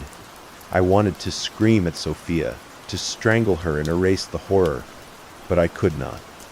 Deep inside, part of me acknowledged that since the red thread bound my finger, I was no longer myself. It had changed me, made me part of this deadly game. The next day in class, horror struck again, as if the curse never paused. Math period, pale light through dusty windows, specks floating like ashes from a distant fire. I tried writing notes, hand trembling on paper, when a choked sob came from behind. Turning, I saw Ethan, a boy near the window, shaking violently. His face was ashen, eyes darting wildly as if seeing demons. "Are you okay?" someone asked, but before touching him, Ethan convulsed. his pinky split open, skin-tearing bone fragments scattering across the desk like shattered porcelain. He howled a ghastly scream that echoed through the room. Then his body lifted off the chair. No ropes, nothing visible, just an unseen force yanking him toward the ceiling. He thrashed desperately, blood splattering everywhere, hot and sticky on my face. God, someone murmured, hoping for salvation from above, but sadly, no divine presence was here, only deep shadows and an unnamed curse. Blood from Ethan flowed, forming twisted lines on the blackboard. I watched them shape an inverted star, each stroke quivering like a massive bloody hand drawing a demonic symbol. The class erupted in panic, some fleeing, others collapsing, retching. I stood frozen because I felt my pinky thread burning, pulsing in sync with the hanging body, as if we shared a cursed soul. When Ethan let out his final shriek, his body folded sharply, like a doll snapped in half from inside. He thudded to the floor, motionless, blood soaked into the tiles, spreading in a perfect circle. And right then, laughter rang in my head, from all directions, blending male and female tones, deep and shrill. One down, one remains. All are mine. After that death, everything between Sophia and me shifted in terrifying ways. I do not know when it started, but I began hearing her breathing, even when we were rooms apart. In dreams, I saw fragments of her memories, a pitch-black room, red candles melting into pools on the floor, Mia's trembling hand in Sophia's, the thread tied under a blood moon. I felt their fear and desire mingled, tangled, becoming a mad ritual too compelling to resist. Then one time I woke at midnight, finding a deep gash on my arm, blood trickling, panicked. I realized it matched a wound I saw on Sophia in a dream the night before. She only watched me from afar, saying nothing, lips pressed until they bled. From then on, I understood the boundary between us had dissolved, as if the red thread linked our souls inseparably. Every step I took, she felt, every nightmare she had, I witnessed clearly. It was like we became two halves of one body, one dark pact, and deeper still, another presence slithered in, Andras. He used us like taut strings, vibrating when he played his infernal tune. One night, I dreamed a horrifying vision. Sophia and I stood in a room without doors or walls, just endless black, like an ocean of shadow. From nothingness, countless red threads descended, wrapping our limbs, squeezing until skin tore. They connected into a massive circle, blood pouring from every gap, soaking the darkness, and he appeared from the center. Andras, raven head gleaming black, towering body eyes like pits of seeping red blood. His sword dripped dark, fluid reeking. He did not speak, but his voice thundered in my bones, a whisper from hell. One down, one remains, but both are mine. I tried screaming, struggling, but threads cut into my neck, arms, legs, agony ripping my soul. Beside me, Sophia writhed, and her pain was mine, blended as one in that moment. I realized whether one was dragged to hell or left on earth. We both belonged to him forever. I awoke, drenched in cold sweat, my pinky bleeding fresh, and in the dorm's darkness, I heard Sophia whisper in my ear, though our rooms were hallways apart. "You dreamed of him too, did you not?" I did not answer her, because I knew from now on we no longer dreamed alone. It was all one shared nightmare, with no escape. I am not sure I live in a school anymore. The hallways where I once ran and laughed with Mia, where the old clock's chimes echoed off high stone ceilings, now warped daily as if twisted by a malicious curse. When passing empty classrooms, I see red threads crawling from mossy wall cracks, snaking like living veins, coiling up ceilings and dangling like nooses, waiting for victims. They move slowly, undulating, as if breathing the musty air, seeking flesh to constrict. Once, I tried touching one, hand shaking with dread, but as my finger met it, It twitched like a wounded worm, oozing a drop of foul blood that soaked into the cold stone. I yanked back, heart thumping, feeling like I had contacted something alive, full of malice. Those threads are not lifeless. They have awareness, like tiny serpents stalking, ready to strike at night. The dorms fall silent like a colossal grave, but sounds never cease surrounding me. I hear wings beating relentlessly, ominous echoes in every dark nook of the school. The noise is not like any bird I know. It is ponderous, soggy, as if the wings are caked in fresh blood, trailing icy gusts, peering through cracked windows. The sky is empty, no birds circling under the chill moon, only thick fog blanketing the ancient forest, like a veil hiding horrors. But under faint oil lamp glow, I sometimes catch black shapes with spread wings flashing by, too quick for my eyes.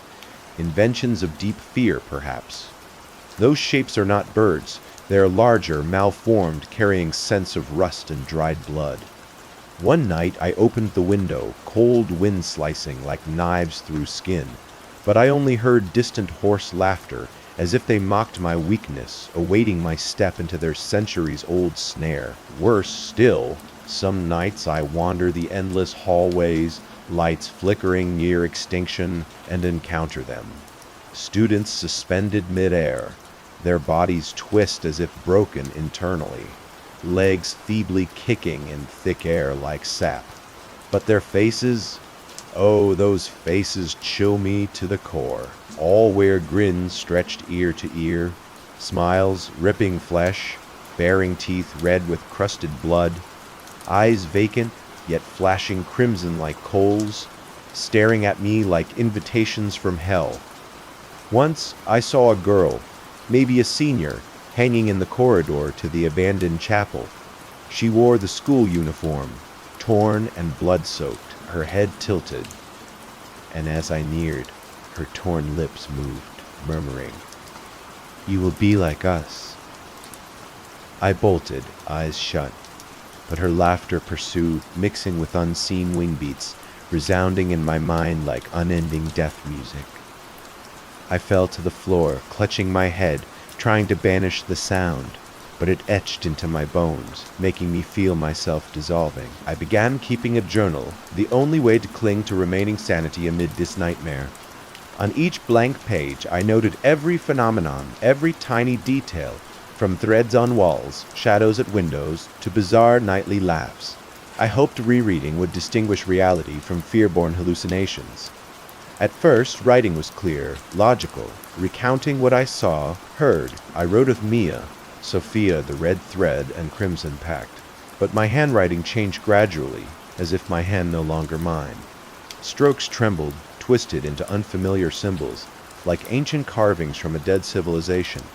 Seeing it first, I thought fatigue caused errors, but more pages filled with repeating identical signs, like a secret language speaking from deep shadows. I tried translating, scouring the library, but found no explanations. They felt like a curse haunting every ink stroked. One late night, flipping the notebook under dim oil light, I froze. On a page stained with dark red blots, words appeared, "I sacrifice to Andres, willingly sign." The script was mine, identical from curves to final dot. But I remembered no such writing. My hand shook uncontrollably, pinky aching as if knifed to marrow, blood seeping onto paper blending with dried stains. I wanted to rip the notebook, burn it to erase the curse, but turning to the last page, fresh blood dripped from edges, pattering on cold tiles. Each drop hit with a faint sound, like dozens of overlapping whispers. Andres, Andres. I realized the journal was no longer mine. It belonged to him. Andres, using my hand to script my fate, word by word, like an unbreakable contract. Sophia became omnipresent in my moments, an unshakable ghost. I saw her everywhere, in silent classrooms where pale light pierced dusty panes, in dim halls where her form glided weightless. Even closing eyes in fitful sleep, her image arose, sharply terrifying. But the horror was not her appearances, but her gradual transformation before me. One evening, mirroring in the moldy bathroom, water dripping steadily from rusted faucets like the school's heartbeat, I glimpsed Sophia behind my shoulder. I whirled. No one, just thick darkness and dripping counts of time. Heart racing, I faced the mirror again. And there she was, Sophia's face torn, skin splitting like a falling mask, revealing raw red beneath, oozing fresh blood. In place was a black, sharp raven beak, creaking open like hell's gate. Her eyes burned red, bottomless, filled with ashes and dancing grotesques like imprisoned souls. She leaned close to the glass, voice hissing like wind through shattered doors. "We are no longer human. We are Andrus's other half." I reeled back, slamming into cold stone wall, pain shooting through, breath catching. But in the mirror, the image persisted, repeating, beak, red eyes, twisted smile, inviting me to the curse. I wanted to scream, but throat clogged, emitting weak gurgles, opening eyes again. Only me in the mirror, trembling like a madwoman, face pale under yellow light, but my eyes flashed red, as if part of him had infiltrated. In following days, I could no longer tell reality from fear-spawned illusions. Holding a pen, my hand cramped, nails growing black and long unnaturally, clawing paper into shreds, as if writing with beast talons, walking endless halls, my feet stepped on scattered feathers, black and wet, like from a giant raven, but bending down, nothing but slicked cold tiles like dried blood. Wing beats echoed nearer, as if right behind, poised to pounce. Then one foggy morning at the classroom door, I caught my reflection in murky glass, and I went rigid. The eyes staring back were not human.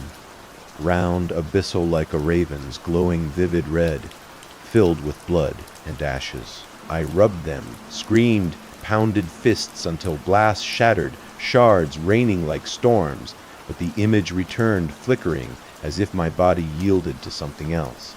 My hand skin cracked, peeling in patches, exposing gray like long embalmed corpse, chill and foul.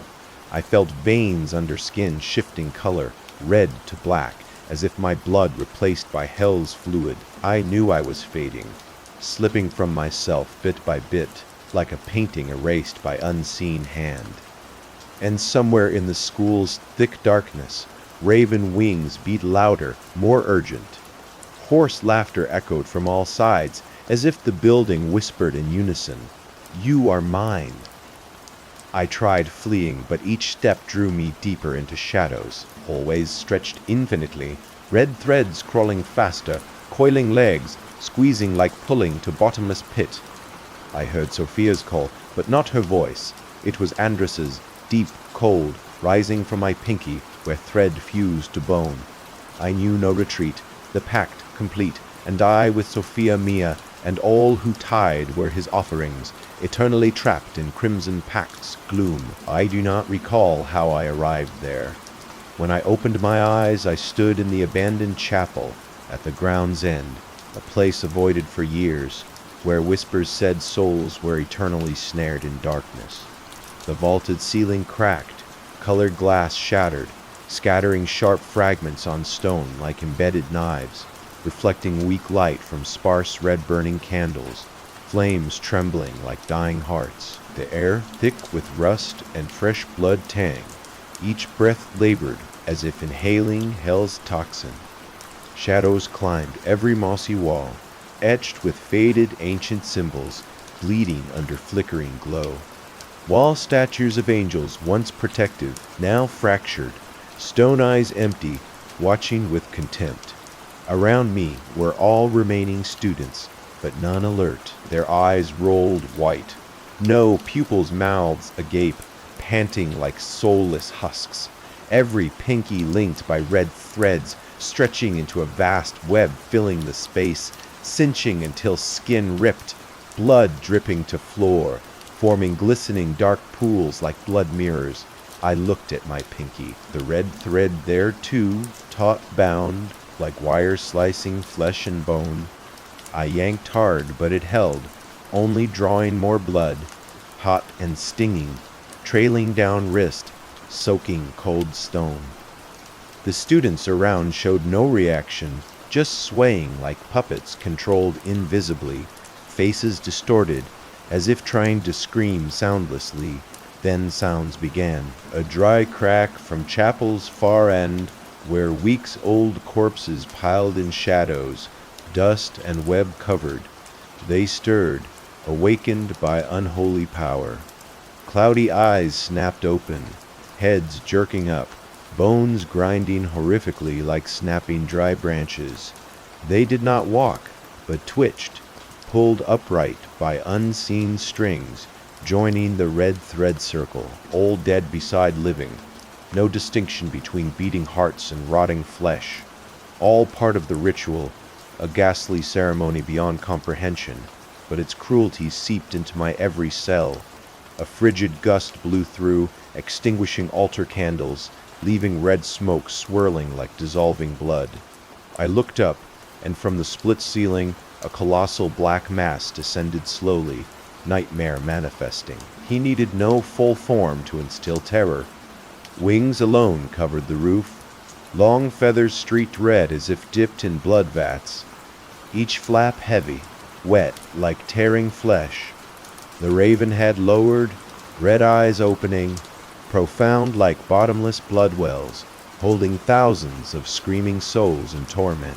In his hand, a massive sword, blade endlessly dripping, drops merging with threadweb, making it glow like fire, vibrating like a living heart, pulsing with his presence.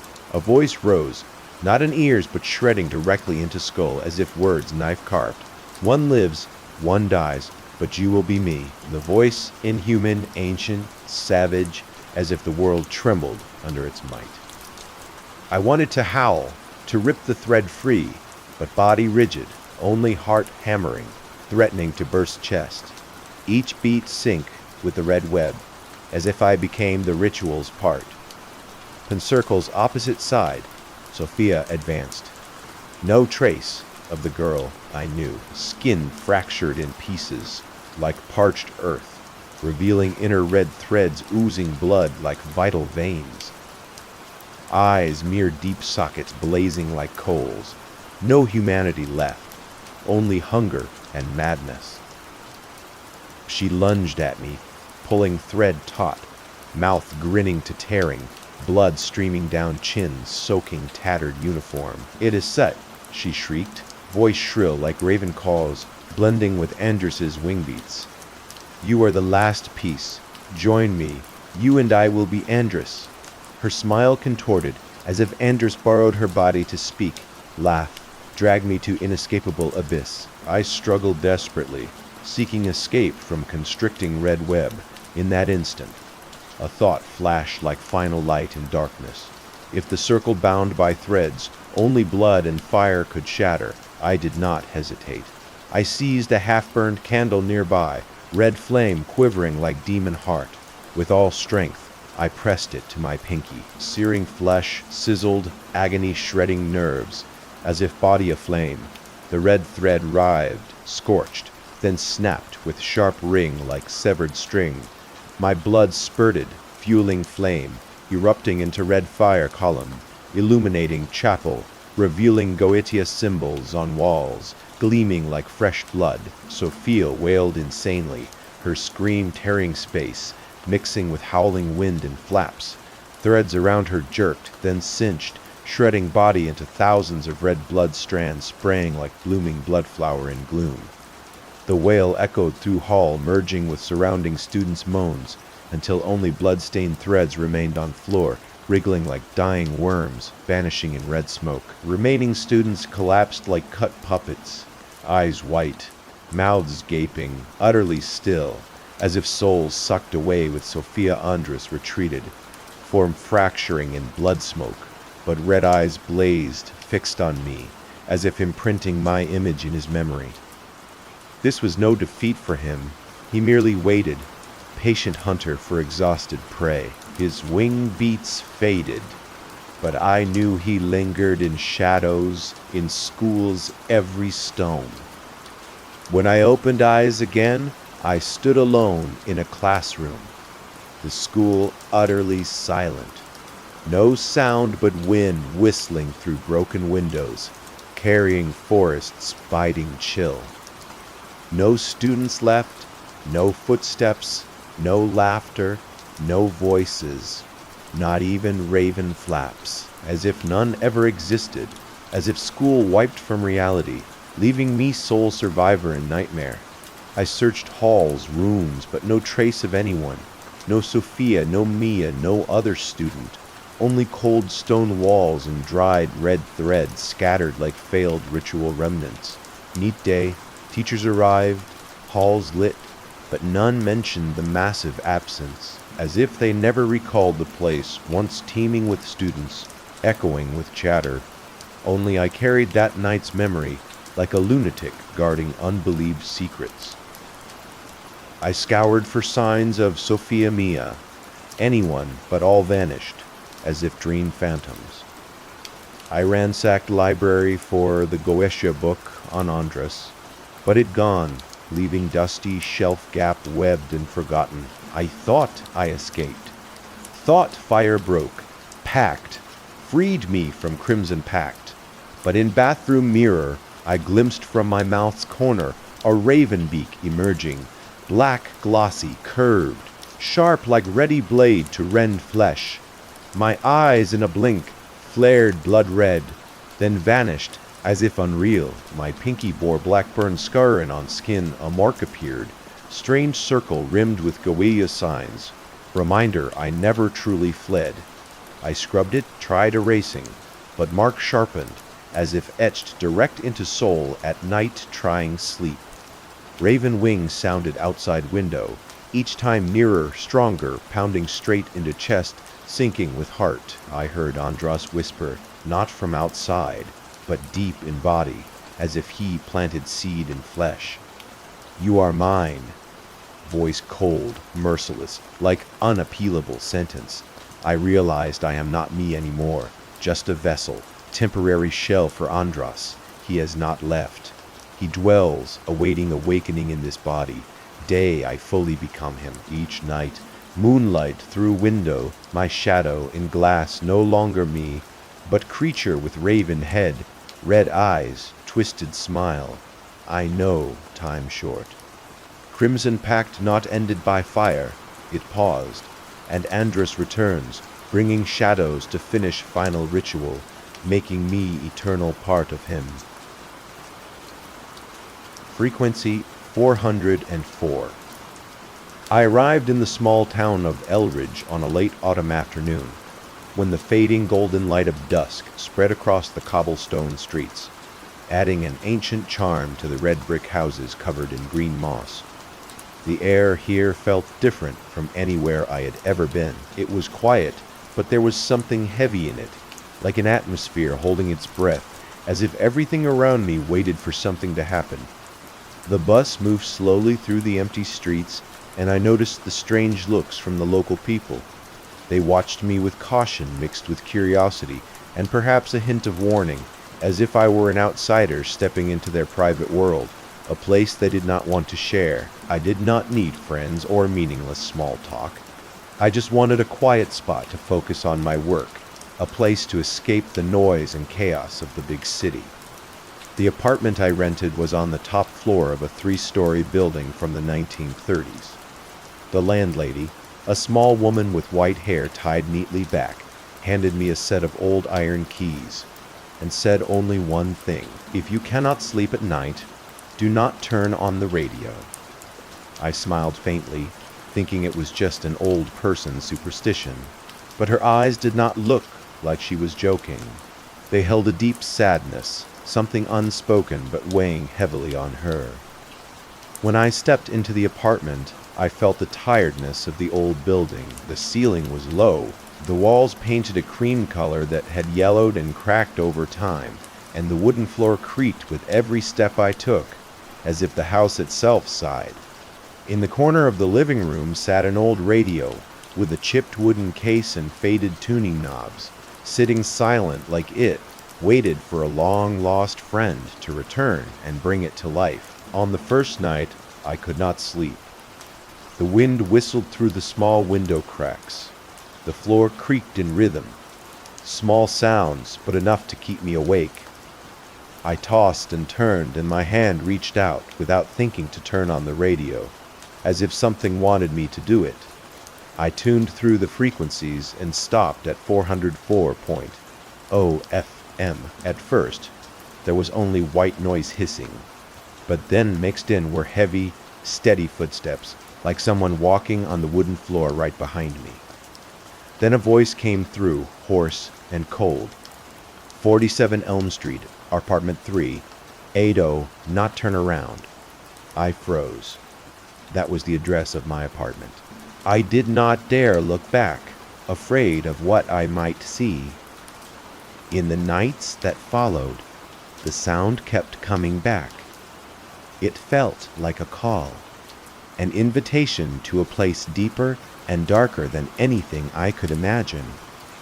I tried to record the sounds, but when I played them back, there was only white noise, hissing, no voice or footsteps at all. Each time I listened to the recording, the air in the room grew colder, and the corner where the radio sat became darker, as if an invisible shadow ate away at the light.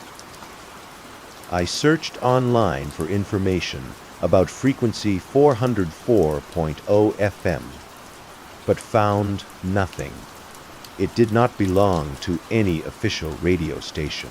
It was a dead space on the airwaves, a silent zone in the spectrum. One day, I found a slip of paper pushed under my door with scribbled words. Frequency 404 has found you. Do not let it respond. I did not know who left it or what it meant, but I knew the frequency had become part of my life, something I could not escape. I started noticing other strange signs. On nights when I slept, I dreamed of standing in a dark room with no windows, cold concrete walls, and only one electrical outlet on the wall. The outlet had a small switch, just like the one on my radio. In the dream, the sound of frequency 404 grew clearer, stretching and twisting as if trying to talk to me, but I never dared touch the switch. The next morning, I woke up with a small red square mark on my hand, in the exact spot where I leaned against the wall in the dream. I began to feel panic, wondering if what I heard, felt, and dreamed was really just my imagination. It was not only that.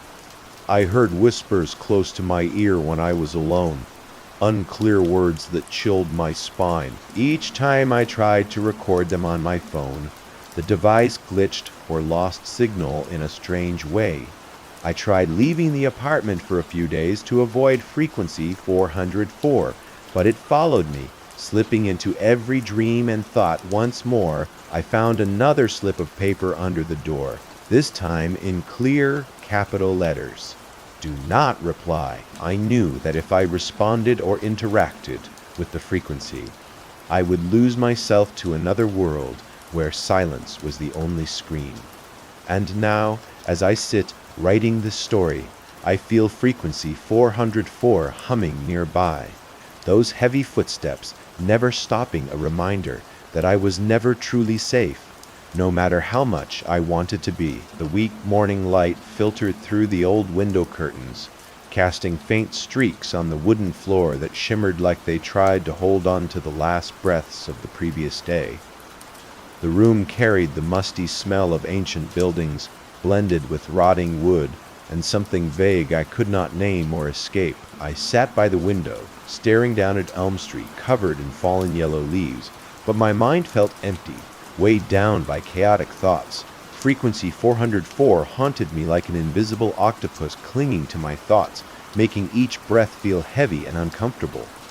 Over the past days, I had tried to avoid it, tried not to turn on that old radio anymore, but a strange urge would not let me. Each time I heard the steady footsteps and that cold voice, my heart pounded like it wanted to escape my chest. Curiosity grew stronger, bringing with it a nameless fear. Finally, I decided I could not live in this uncertainty any longer.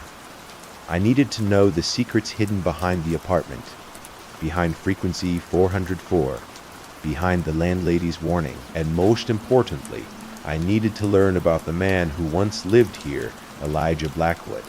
That afternoon, I went to the small library in the center of town, a building from the Victorian era with foggy glass doors and faded painted wooden doors. Inside, it was so quiet I could hear my own footsteps echoing softly on the old tiled floor. The smell of old books mixed with dust created an aroma both unpleasant and intriguing. The librarian, an elderly woman with white hair and sharp eyes, looked at me with curiosity and caution. I explained my purpose.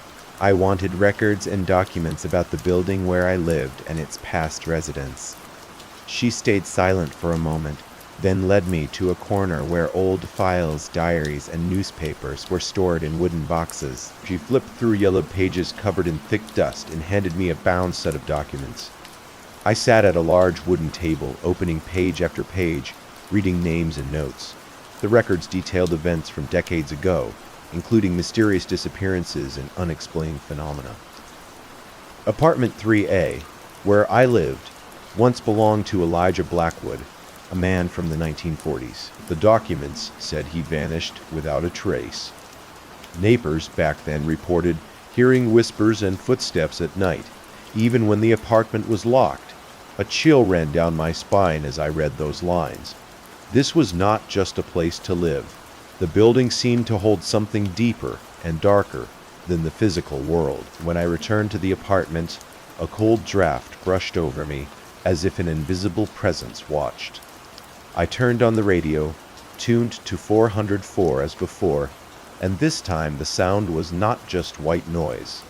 The whispers became clearer, mixed with scattered words like Elijah, help me, do not.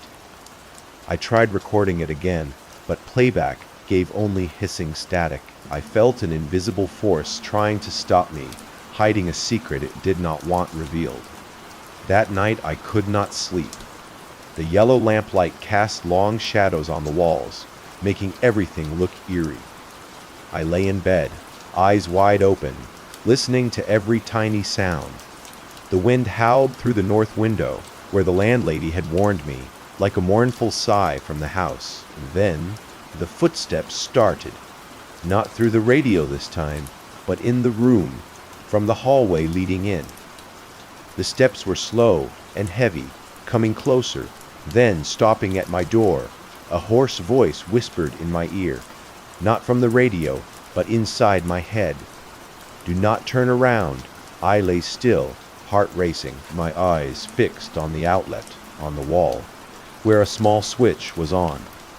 I understood that turning it off might make something vanish, but turning it on could pull me into a world with no escape. The next morning, I found a small red footprint on the wooden floor near the radio. No one but me could have entered the room. The footprint was clear proof that frequency 404 left physical marks. I started keeping a detailed journal of every event, sound, feeling, mark, and dream, as the only way to stay sane amid things beyond understanding. Each night, the whispers and footsteps on the radio grew clearer, like an invitation or a curse. I sensed the presence of someone or something invisible but always nearby. I began to doubt if I still lived in this world, or was being drawn into another dimension, where the boundary between reality and illusion tore apart. Everything revolved around frequency 404, a frequency not from any station, a deadly, silent space where life and death blended, where every time I tried to run, it pulled me back. Since I first heard frequency 404 through that old radio, everything in the small apartment changed in unbelievable ways. At first, it was whispers lingering in my ears, then creeping footsteps in the hallway. And now, I clearly felt an invisible presence watching every move, every breath. I spent most of my time in the room trying to make sense of those strange sounds. Each time the radio played white noise, I heard sighs like a suffering soul calling for help. The sounds haunted me, repeating until I felt pulled into an endless spiral. The apartment, already old, now felt colder and more confining. I looked around and saw that every small detail changed. The walls seemed darker, colors faded, natural light through the window cracks looked hazier. I felt sudden cold breezes, even with no windows open or air conditioning on at night. Things grew more terrifying in the darkness. I started seeing shadows flash behind me when I looked in the mirror. It was unclear if they were illusions or a frightening truth, but the reflection was not me, or at least not fully me. The mirror felt like a door to a parallel world where ghosts from the past waited. One night, I woke to the radio turning on by itself, blasting chaotic static. Suddenly, a weak voice came through, hoarse and pleading, "Help me escape." The voice made my heart stop for seconds, each breath heavy and cold. I had tried researching Elijah Blackwood online, and in old documents, everything about him was vague and hard to grasp. He disappeared without a trace years ago, leaving the apartment empty and a mysterious radio frequency. No one knew the cause, and no one dared mention his name directly. I felt like I followed Elijah's path, as if he led me into a world I could not escape without solving the mystery of frequency 404. Many nights, the apartment seemed to change constantly. Light shifted. Sounds echoed from dark corners I could not pinpoint. I heard resounding footsteps, soft laughter, and long sighs that made me shiver sometimes. I saw the shadow of a man in a suit standing outside the window, eyes distant and empty. When I tried to approach, he vanished like a passing wind. I began noting every strange event in my journal, every sound, every fleeting image, every chilling sensation. The pages filled with scribbled lines and hasty notes, an attempt to cling to sanity in the storm of darkness. More and more, I realized frequency 404 was not just a broken radio channel, but an invisible thread linking past and present, connecting me to Elijah in this apartment. Each time I heard the frequency, I felt a powerful urge, like an invitation or warning I could not refuse. I started suspecting Elijah did not simply disappear, but was trapped in some entity within the apartment, a force beyond imagination. I knew if I did not find the truth, I would be stuck, like him, in an endless loop with no way out. One evening during a heavy rain, as I sat by the window looking at the street, I saw the shadow of a man standing under the streetlight, back turned to me. Despite the rain, he stood still like a stone statue. I called his name, heart pounding, but got no response. When I looked again, he was gone without a trace. I knew I was drawn into a story more complex than I thought. Each layer of mystery peeled away only revealed deeper levels of darkness. I wondered if I had the strength to continue, or if I would be swallowed by the shadows Elijah once endured. I could not stop yet. Each day I returned to the apartment with growing fear, a sense that something lurked and watched me every moment. But at the same time, I felt an irresistible urge to find the truth, to free Elijah, and perhaps myself. The shadows in the mirror, footsteps in the night, whispers from frequency 404, all guided me into a mysterious maze, and I knew that one small mistake could cost everything, including myself, lost forever in eternal darkness without light. I started losing sleep. More accurately, I did not dare close my eyes.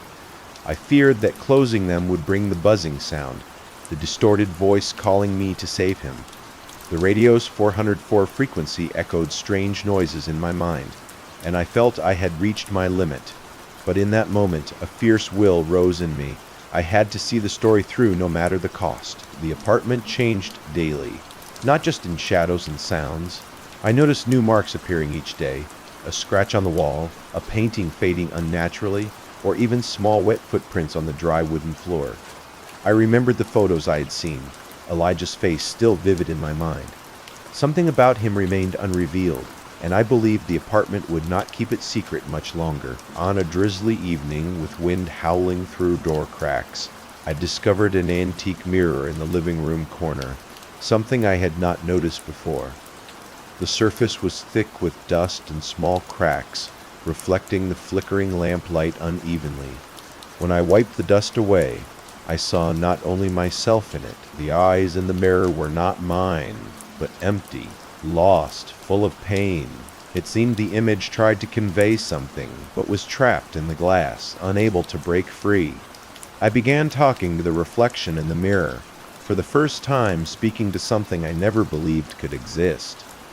"Who are you? Why are you here?"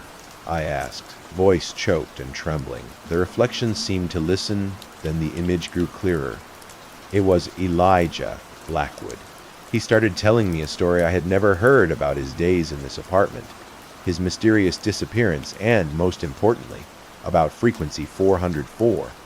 It was not just radio waves, but a bridge between worlds, an invisible web trapping his soul and now mine. He explained that frequency 404 came from a hidden device in the apartment, used to connect to another dimension where unrested souls were stuck in a state between life and death.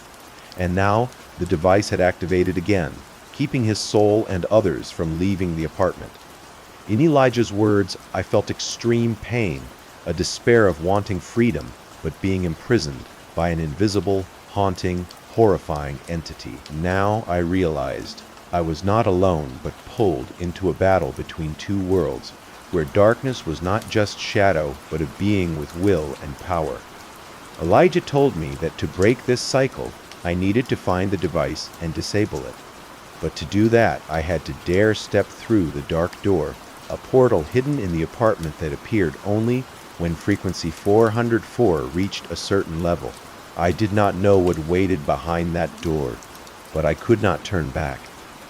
Every sign pointed that my next step would take me into a dimension I never knew, where light and darkness clashed, where past and present blended beyond distinction. In the following days, I hunted for the dark door in the apartment. I checked every corner, every wall, crevice, even under the cold floor. The feeling of being watched and surrounded grew stronger. The radio sounds echoed non-stop like a captive soul's scream. Footsteps tireless on the hollow wooden floor. Then one night, when frequency 404 hummed louder than ever, I heard clearer whispers. "The door is open." The voice stretched like an echo from hell. The door appeared. A black curtain, misty and silent, behind the antique mirror. I stood before it, heart pounding, body shaking. The space around shrank, my breath cold as if frozen. But I knew I had to step through. To face it, my trembling hand touched the black door, and suddenly the room shattered, pulling me into a vast darkness where there was no time, no space, only me and fear. Ahead, the darkness parted, revealing an endless hallway with hazy lights. Footsteps echoed in my ears, but I did not know which way led to escape. I walked on, heart full of unanswered questions, while darkness enveloped and swallowed everything around me. But no matter the fear, I had to keep going, to find light, or at least truth, before I vanished forever in the endless night. When I stepped through that dark door, everything outside vanished. The town's noise, the apartment's weak light, even my own existence seemed swallowed by a vast, cold, gloomy space, silent almost to suffocation. I stood in an endless hallway, thick darkness surrounding like impenetrable fog. Only a few golden lanterns on the walls gave faint light, with steady crackling like a dying creature's pulses. My footsteps echoed on the rotten wooden floor, creating a sad sound carved into the quiet. The musty smell mixed with dust made me feel stifled, hard to breathe. It felt like invisible beings. Cold eyes followed every move, but I could not see them. That presence made my skin crawl. My heart beat harder, cold sweat beading. I slowed my steps, trying not to let panic take over. I told myself to stay calm, to find the source of frequency 404, the strange door that led me here, the lock keeping me and Elijah in this endless whirl of darkness. As I walked, I noticed paintings on the hallway walls. At first blurred and faded by time, they grew clearer. They showed faces of men, women, children, all with sorrowful, suffering expressions, like souls imprisoned in bent pictures by time and despair. I stopped at a large painting, its glass slightly cracked and dust-covered. It depicted a man in a suit, eyes full of panic and despair, as if begging for help. The face was too familiar. It was Elijah. Staring closely, I felt the painting breathe, eyes in it blinking, trying to send a wordless message. Suddenly, I heard very soft whispers, not from a radio, but directly in my head. The voice was weak, but heavy, like a final plea. Find the device in the darkness to set us free. I stood there a while, listening to surrounding sounds, heart still racing. The whispers grew clearer, stressing each word, urging me forward. Despite the fear, I could not stop. Each step took me deeper into this endless maze, where lantern light weakened, giving way to pitch-black night pouring down. Suddenly, a strange noise echoed from the hallway's end, a faint metal clink, like something dragged on rotten wood. My heart leaped, body froze cold as ice. Though my feet wanted to stay, I forced myself faster, gathering all courage. Ahead was an old iron door, surface rusted, metal peeling, dry vines clinging as if to block entry. On the door, an oddly shaped lock, bizarre, like a madman's creation rather than normal design. I remembered Elijah's words about the secret device hidden in this room, the source of frequency 404. Standing before the door, I felt both terrified and eager, unsure what awaited inside. I knocked a few times, the cold echo bouncing back, but no reply, no life, only darkness and silence. Suddenly, wall paintings trembled lightly, eyes in them turning to me with pleading, anguished looks. I felt an invisible power flow into my palm, as if the door challenged me. If you want to proceed, pay the price. I took a deep breath, closed my eyes, and touched the cold lock. A sharp pain shot through my arm. Lights flickered out, darkness enveloped. It felt like an unseen force sucked me in, pulling me down a bottomless abyss with no escape. When I opened my eyes, I was no longer before the iron door, but in a small, dim room where only vague outlines showed. An old wooden table stood in the center. On it, a strange device emitting weak lights, which seemed the source of frequency 404. The room radiated a cold, eerie energy that made me shudder. I knew this was the heart of everything, where Elijah and other souls were held, perhaps the key to my freedom. But the device was so mysterious, I did not know how to disable it. Too many buttons, small screen flashing incomprehensible numbers and symbols, and a steady sound like a living creature's heartbeat. I stood there, heart pounding, trying to focus and understand, but fear still filled me. Could I escape this place? Would I be trapped forever like Elijah and the others? I knew the path ahead had no return. Everything depended on my courage and determination, on whether I could unravel the device's secret. The iron door slammed shut behind me with a heavy thud, the dry echo resounding in the small room. The cramped space was lit only by flickering lights from the strange device on the ancient wooden table. The pale blue glow mixed with sparking red rays created a scene both mystical and horrifying. The air was freezing, thick as if I could feel each dust particle floating, each faint breath from invisible souls trapped here. I stood frozen, an unseen weight pressing on my shoulders. Something was not normal, something alien yet deeply haunting. Even my breathing grew labored, as if squeezed in an unbreakable steel cage. The device on the table drew my gaze. It looked like an ancient machine, blending outdated technology with odd parts of unknown origin. The small screen flashed constantly with numbers and strange symbols dancing without pattern. The sound emitted steadily, like a living being's strained, weary heartbeat. I placed my hand on the old wooden table, feeling light vibrations, tiny frequencies running through my palm. A mix of horror and curiosity seeped deep into my soul. I must find a way to stop it, I told myself. I must cut off this frequency source before it drags me deeper. I began examining each button, each switch, trying not to let the mechanical noises scare me. But the more I touched, the sounds echoed fiercer, as if the device knew I aimed to destroy it, and fought back hard. In my mind, Elijah's words rang like a warning. This is not just machinery. It is a bridge between worlds where trapped souls cannot escape, pulled forever into darkness. I nodded, trying to steady my breath, drawing on my last strength to focus. Suddenly, the screen flashed violently, lights blinking, and clear words appeared. Connection not complete. I understood this was no simple device, but a complex network linking to other dimensions, parallel worlds existing beside reality that normal eyes could not see, souls stuck there unable to return. While I could think more, the room shook. Space around me stretched and distorted in inexplicable ways. From deep darkness, a massive black shadow emerged, form unclear but its presence heavy enough to nearly freeze everything. That shadow was not just shapeless.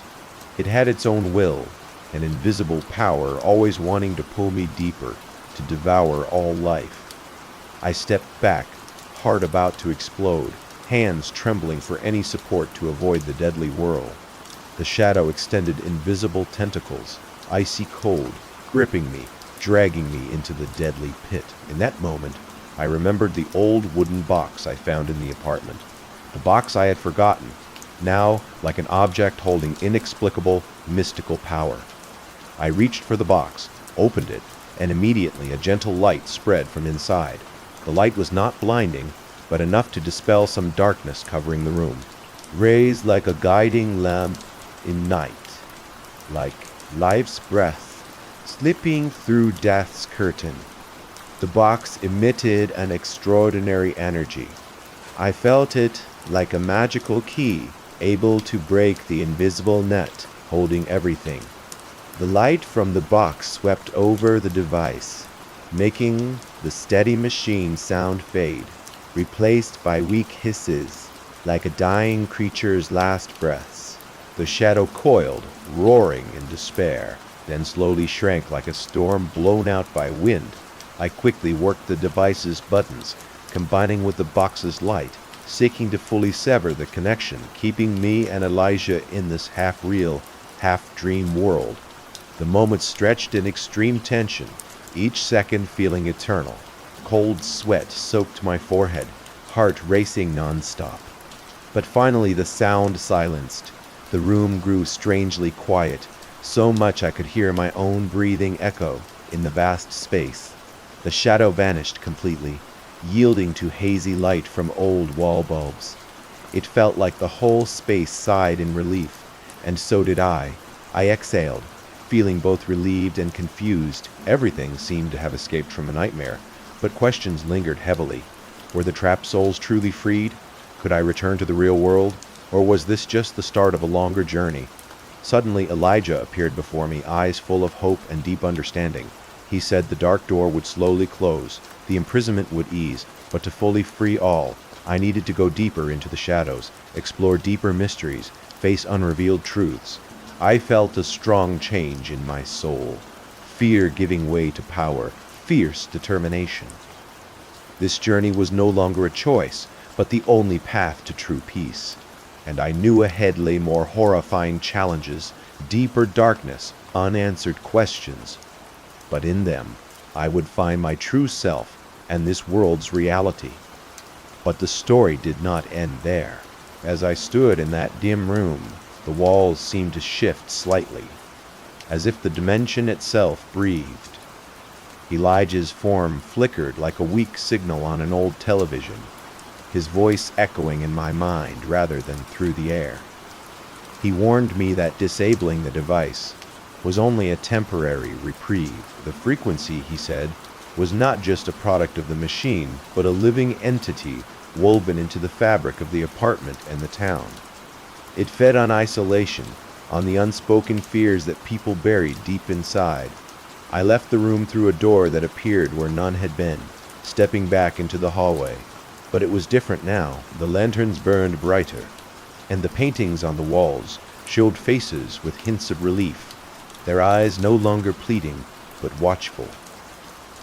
I walked the endless corridor, my footsteps lighter, but the whispers did not stop entirely. They softened, became background noise, like distant windbank in the apartment. The radio sat silent for the first time. The red footprint had faded. The mirror reflected only me. But in the quiet, doubt crept in. Was Elijah free, or had I merely shifted the burden? That night, I dreamed not of dark rooms, but of Eldridge itself, the streets twisting into labyrinths, residents turning to shadows as I passed. The next day, I visited the landlady again. Mrs. Hayes opened her door slowly, her eyes widening when she saw me. She invited me in without a word, leading me to a small sitting room filled with faded photographs. Over tea, she spoke in hushed tones about the town's history. Eldridge, she explained, was built on old grounds where experiments in communication had taken place during the war years. Scientists tried to reach beyond the veil, to contact the dead or parallel realms. Elijah Blackwood had been one of them, a reclusive inventor who believed radio waves could bridge realities. But something went wrong. The frequency they discovered, 404, was not empty space but a doorway. It drew in thoughts, emotions, souls. People vanished. Whispers filled the night. And the town learned to live with the silence, warning newcomers like me. As she talked, I felt the familiar hum in my ears, faint but present. Frequency 404 had not died. It had adapted. I thanked her and left, but her parting words lingered. Some doors, once opened, never fully close. Back home, I avoided the radio but found myself tuning it in dreams. The psychological pull grew. I questioned my memories. Had I really entered another dimension, or was it all in my head? The journal entries blurred, words I did not remember writing appearing unpaged. One evening, as rain pattered against the window, I saw Elijah in the mirror again, smiling faintly. "Thank you," he whispered, "but now you know too much. The frequency needs a guardian." Panic set in. Was I free, or had I become part of it? The apartment felt alive, walls pulsing subtly. I tried leaving Eldridge, packing a bag and boarding the bus, but as the town faded behind, the radio in my mind hummed louder, footsteps following in my thoughts. Miles away in a motel room, I turned on the television for noise. Static filled the screen, and through it the voice. "Do not turn around." I spun, seeing nothing, but feeling everything. Frequency 404 was not bound to the apartment. It was in me now, a psychological shadow, a supernatural echo. Every quiet moment brought whispers. Every mirror showed fleeting faces. I returned to Eldridge, drawn back like a moth to flame. Now I live with it.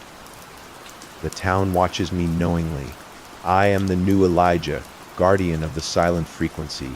And in the dead of night, when sleep evades me, I wonder if you, reading this, have tuned in too. Listen closely. It might find you next. The hum grows, footsteps approach. Do not reply, or do, and join us in the void. But wait, there is more to tell. The days after my return blurred into a routine of unease. I walked the streets of Eldridge, noticing how residents avoided eye contact, their conversations halting when I neared. The library became my refuge, where I pored over more documents, uncovering layers of the town's secret history. Eldridge was not always quiet. In the 1920s it buzzed with innovation, a hub for radio pioneers. Elijah Blackwood arrived in 1935, renting the same apartment. His notes, hidden in the library's archives, described experiments with ethereal waves, frequencies beyond normal detection. He believed 404 was a conduit to the collective unconscious, a place where lost thoughts and souls lingered. His disappearance in 1942 coincided with a wave of odd events, such as clocks stopping at 4:04, shadows moving independently, people reporting dreams of endless hallways. The town covered it up, attributing vanishings to accidents or runaways. As I read, a chill settled. My experiences mirrored his journal entries. Was I reliving his fate, or was the frequency looping time itself? Night brought intensifying phenomena. The radio remained off, but sounds came from the walls, such as scratches like nails on wood and sighs from vents. I saw apparitions in peripheral vision, figures in outdated clothes, faces contorted in silent place. One night, unable to bear it, I confronted the mirror. Elijah appeared clearer than before. "We are linked now," he said. "The device you disabled was only a vessel. The frequency is eternal, feeding on doubt and isolation." He guided me to a loose floorboard, where I found his old blueprints. They detailed the machine's design, but also a ritual to sever the connection permanently. A sequence of tones played at midnight, combined with personal sacrifice, a memory willingly forgotten. Doubt plagued me. Was this real, or my mind fracturing, psychological horror blended with the supernatural? I questioned sanity daily. I prepared the ritual. At midnight, I played tones on an old recorder, focusing on forgetting my city life, the reason I came to Eldridge. Pain shot through my head, visions flashing. Elijah's lab screams and static, souls pulling free. The apartment shook, lights dimmed, shadows coalesced into forms, thanking me before fading. Elijah's image smiled, then dissolved.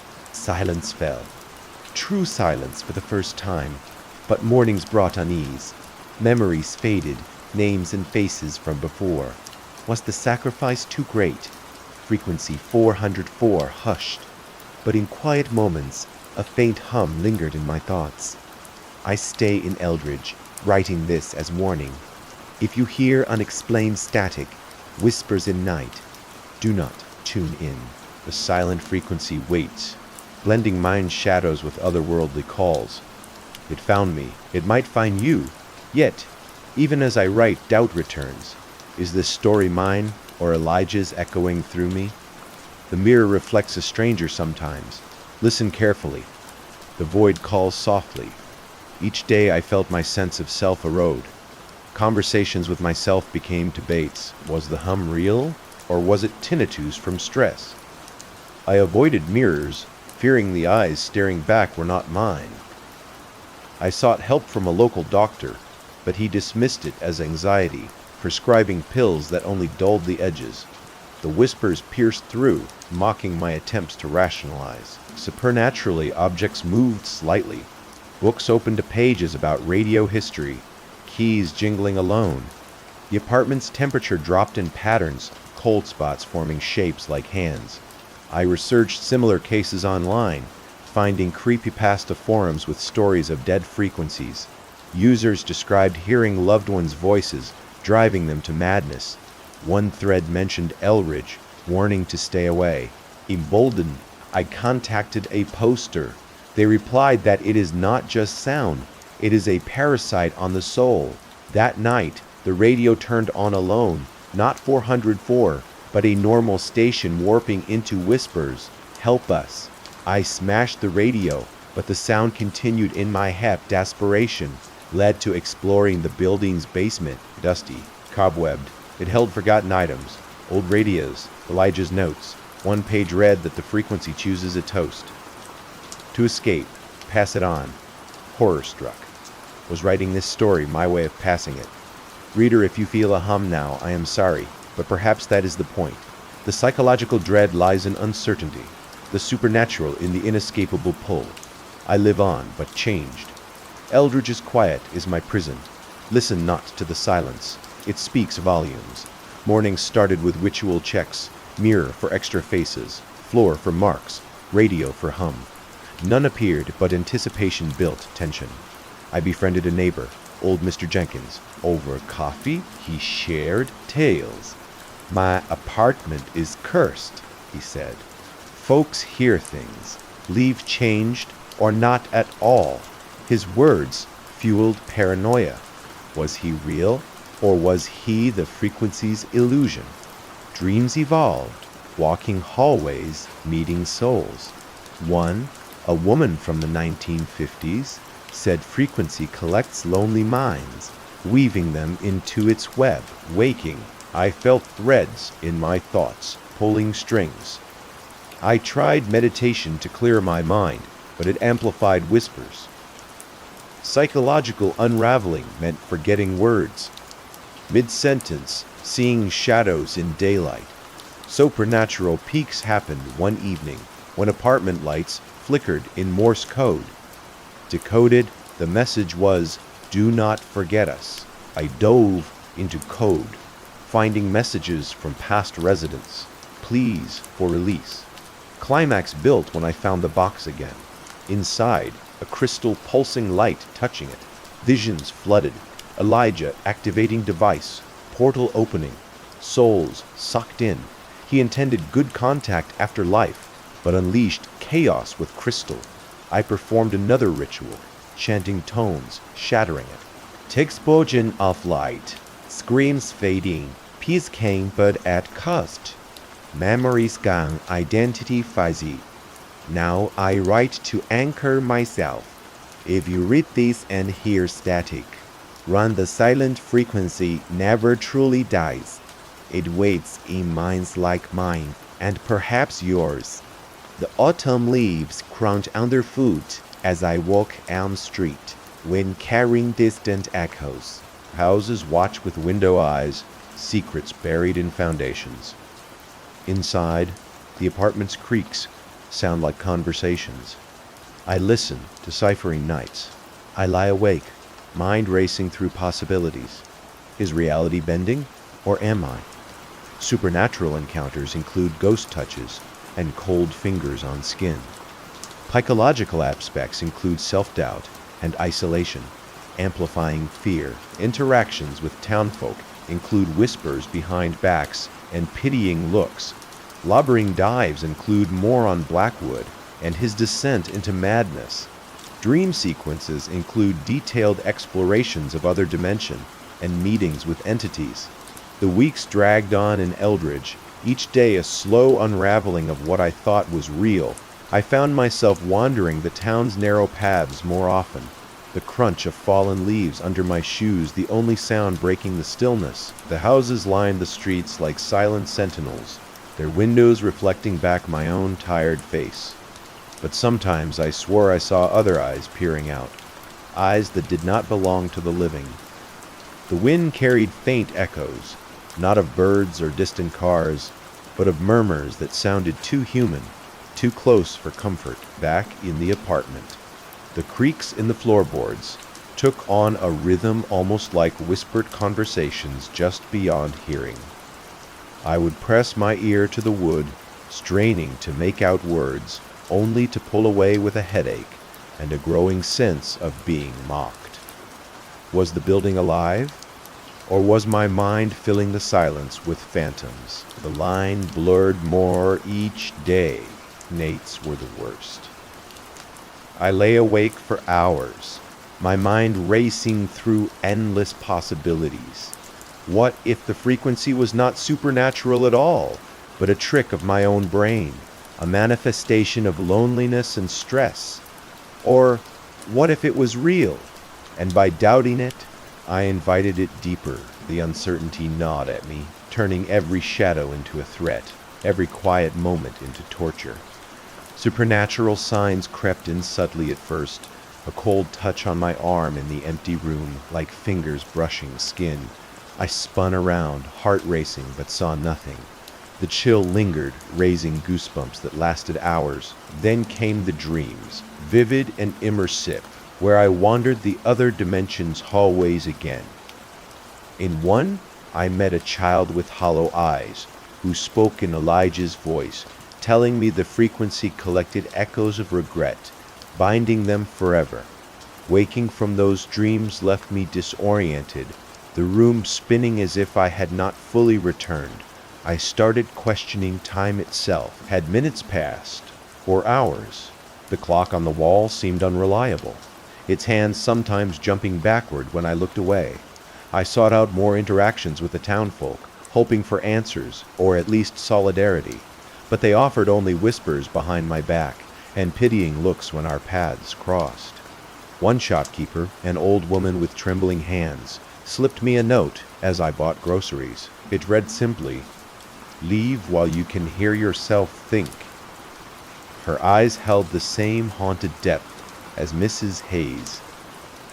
Back at the library, I dove deeper into records on Blackwood. His descent into madness was documented in fragmented letters.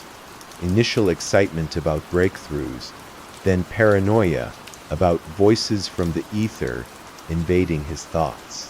He wrote of sleepless nights, mirrors showing alternate selves, and a growing conviction that the frequency was sentient, choosing victims to sustain itself. These accounts mirrored my own so closely that I began to wonder if I was reading my future. Psychological dread built. Was I following a scripted path, or creating it through suggestion? The supernatural element twisted it further.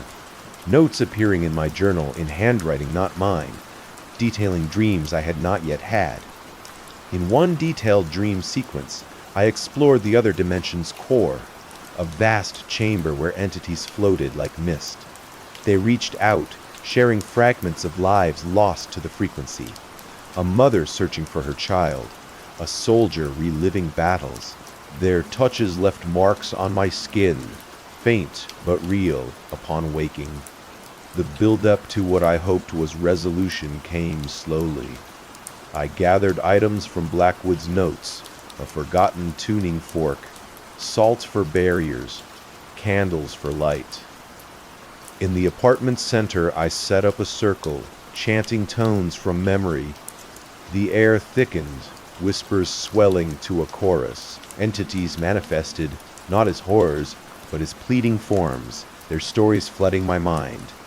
I shattered the crystal from the box, light exploding outward, screams echoing then fading to nothing. Peace settled, fragile, and incomplete. Memories of my old life dimmed further, leaving holes in my identity. Who was I before Eldridge? The question haunted me. Now, as I conclude this account, the lingering dread remains. The silence is not empty. It hums softly, waiting. If your thoughts wander to quiet frequencies, if shadows seem watchful, turn away. But deep down I know the truth. Once tuned in, the silent frequency never lets go. It echoes eternally in minds and voids alike. The House Without Mirrors. That afternoon, fog rolled in from the nearby hills like a thick white curtain covering the rough gravel road leading to the old mansion. Margaret Hayes pulled her thick wool coat tighter around her body, and the cold seeped through every layer, reaching deep into her bones. She was a middle-aged woman with a face marked by deep wrinkles from endless sleepless nights.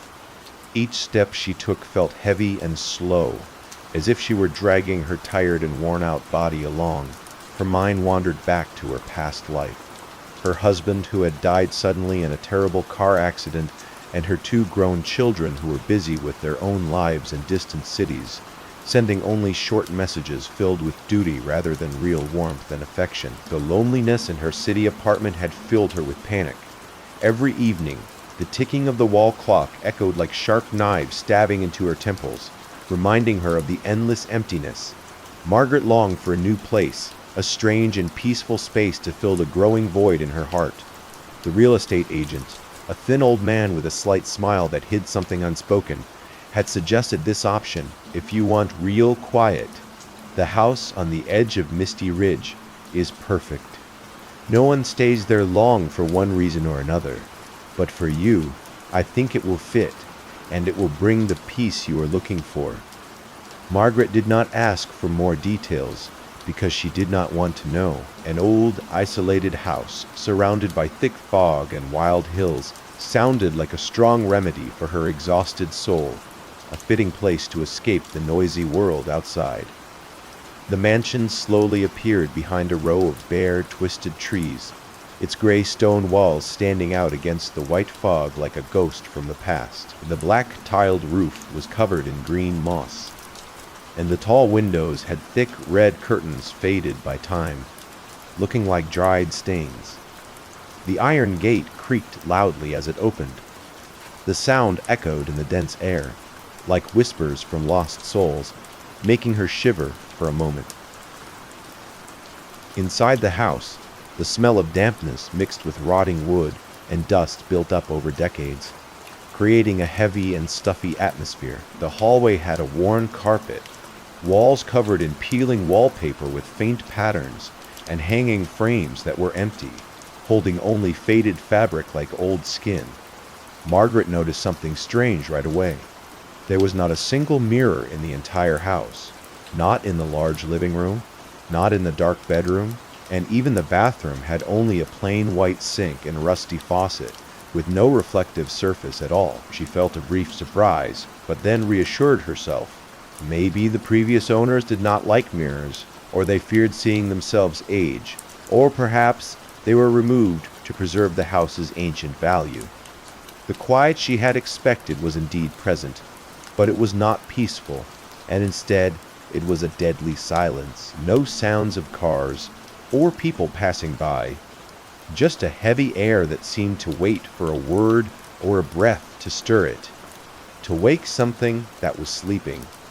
Margaret cleaned up a little, unpacked her suitcase, and placed a few personal items on the rotting wooden table. An old family photo with smiles that had faded, a worn leather notebook filled with scribbled memories, and a knitted scarf her daughter had sent from far away with a brief note. In the vast and cold space, those small things became the only signs of life, like faint lights in endless darkness, reminding her that she still existed. On the first night, Margaret sat by the flickering oil lamp, listening to the wind howling through the window cracks like cries of sorrow.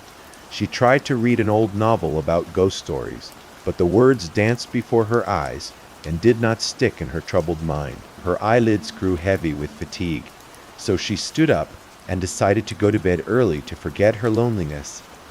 As she walked down the long hallway, the worn carpet rustled under her feet like dry leaves. Then she heard it, a footstep. It was light, like slippers, sliding across the carpet at the end of the dark hallway. Margaret stopped, her heart pounding in her chest, and her throat felt dry like a desert. She looked around, sweeping the trembling oil lamp light. There was no one. Only the dark hallway, with the dim light illuminating closed doors like graves. It must be a mouse, she told herself, trying to force a weak smile to chase away the fear. But how could a mouse make such clear, rhythmic steps, like someone probing their way? She walked faster to the bedroom, bolted the door with shaking hands, and collapsed onto the bed, lying under the warm blanket. Margaret listened carefully. The thick darkness surrounded her, but her ears stayed alert, afraid to miss any sound. And then, as she expected, the footsteps returned, this time right outside the door. Slow and steady, they passed by and faded into the hallway. She gripped the edge of the blanket, her eyes wide open in the dark, and cold sweat broke out. "It is just my imagination. I am too tired," she whispered, trying to lull herself with comforting words. But deep in her heart, she knew the house was not empty. There was some presence, invisible but real, watching her every moment. The next day, Margaret decided to walk around the village of Misty Ridge to get familiar with her new place and shake off the obsession from the night before. The small village had old stone houses, huddled under the fog, looking like an ancient painting. The local people looked at her with curious eyes mixed with caution. as if she were a stranger from another world bringing trouble.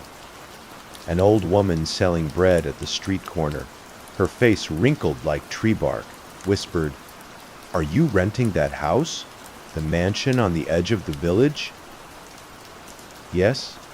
Is there a problem?" Margaret asked, her voice slightly trembling, with a bad feeling. The woman pressed her lips together, shook her head slowly, and her eyes filled with pity. "No, just that few people stay long. They say there is something not right. You should take care of your health, and do not stay alone too much." No one would explain the details, even when she tried to ask others. Margaret only got puzzled looks full of hidden meaning, as if they were hiding a dark secret. She bought some needed supplies from the small grocery store, including a small pretty mirror, and took it home to hang in the bedroom for convenience and to chase away the odd feeling. When she got back, she carefully hung the mirror on the wall opposite the bed, hoping it would bring some normalcy. But only an hour later, the glass suddenly became foggy, like a thick mist from inside. Margaret wiped it hard with a cloth, but the fog did not disappear. Instead, a handprint appeared clearly on the glass from within, as if someone was trying to push out, trying to escape an invisible prison. Margaret's heart skipped a beat.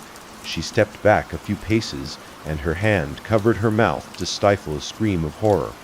She looked around the room. It was still empty. No shadow, only the wind howling outside the window.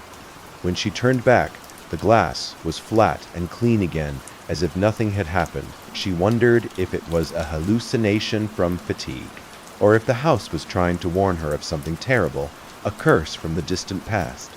On the second night, the footsteps returned, clearer and closer this time. They did not just pass the door, but stopped right at the threshold, as if hesitating. Margaret heard breathing, not the wind whistling, but the breath of someone standing close on the other side of the thin wooden door. The breath was slow and steady, as if waiting for her to open the door, inviting her to join a deadly game. She held her breath, lying still on the bed, and cold sweat soaked her. Time passed slowly, each heartbeat echoing in her ears like drums.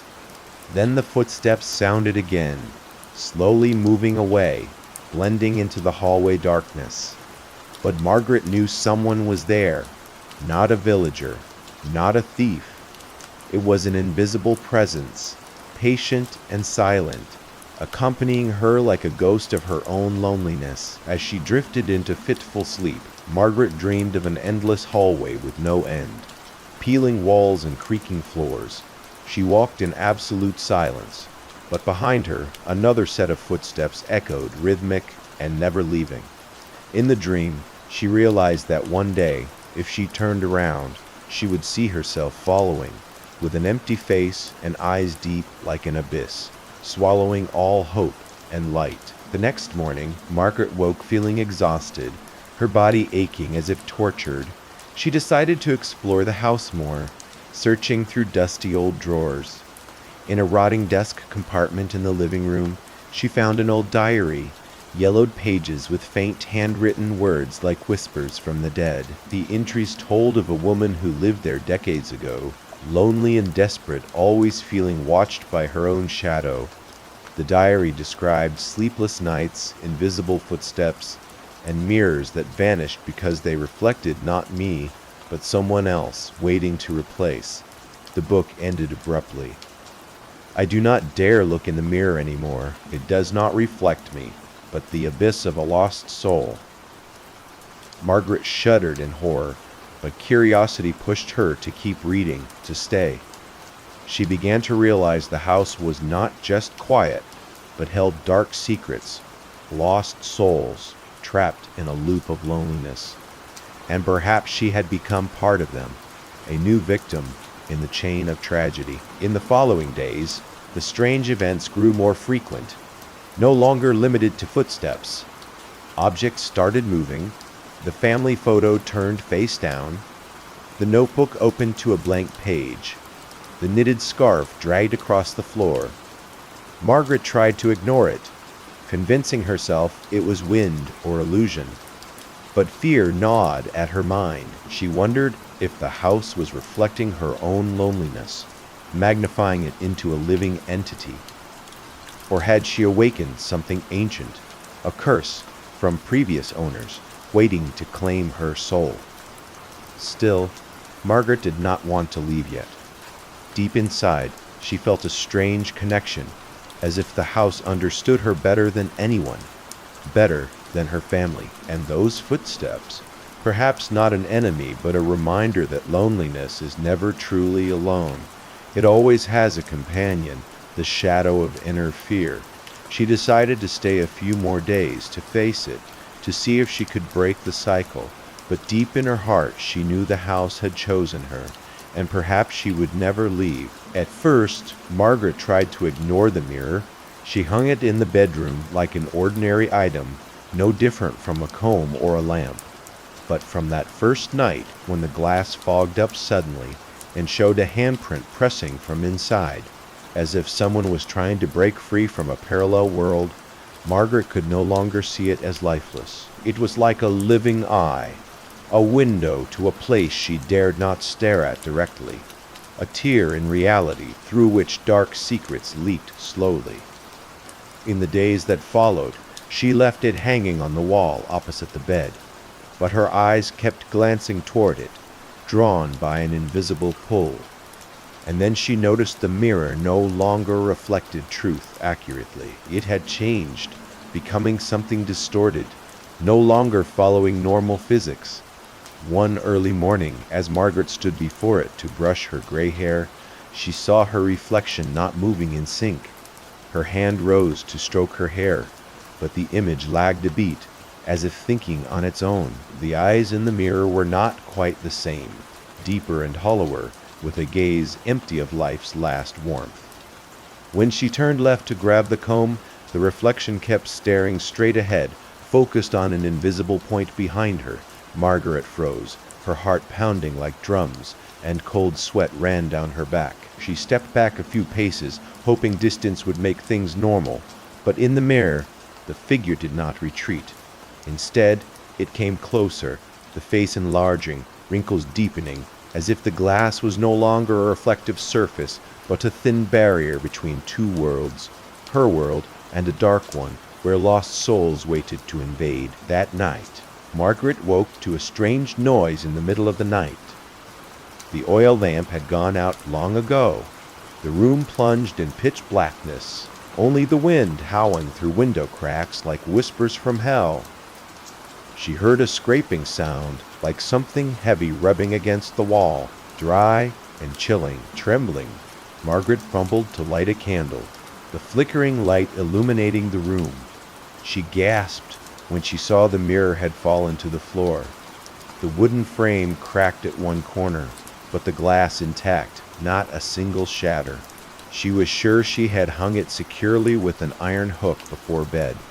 Yet now it lay there, as if yanked down by force. She bent to pick it up, planning to store it in the closet to avoid seeing it.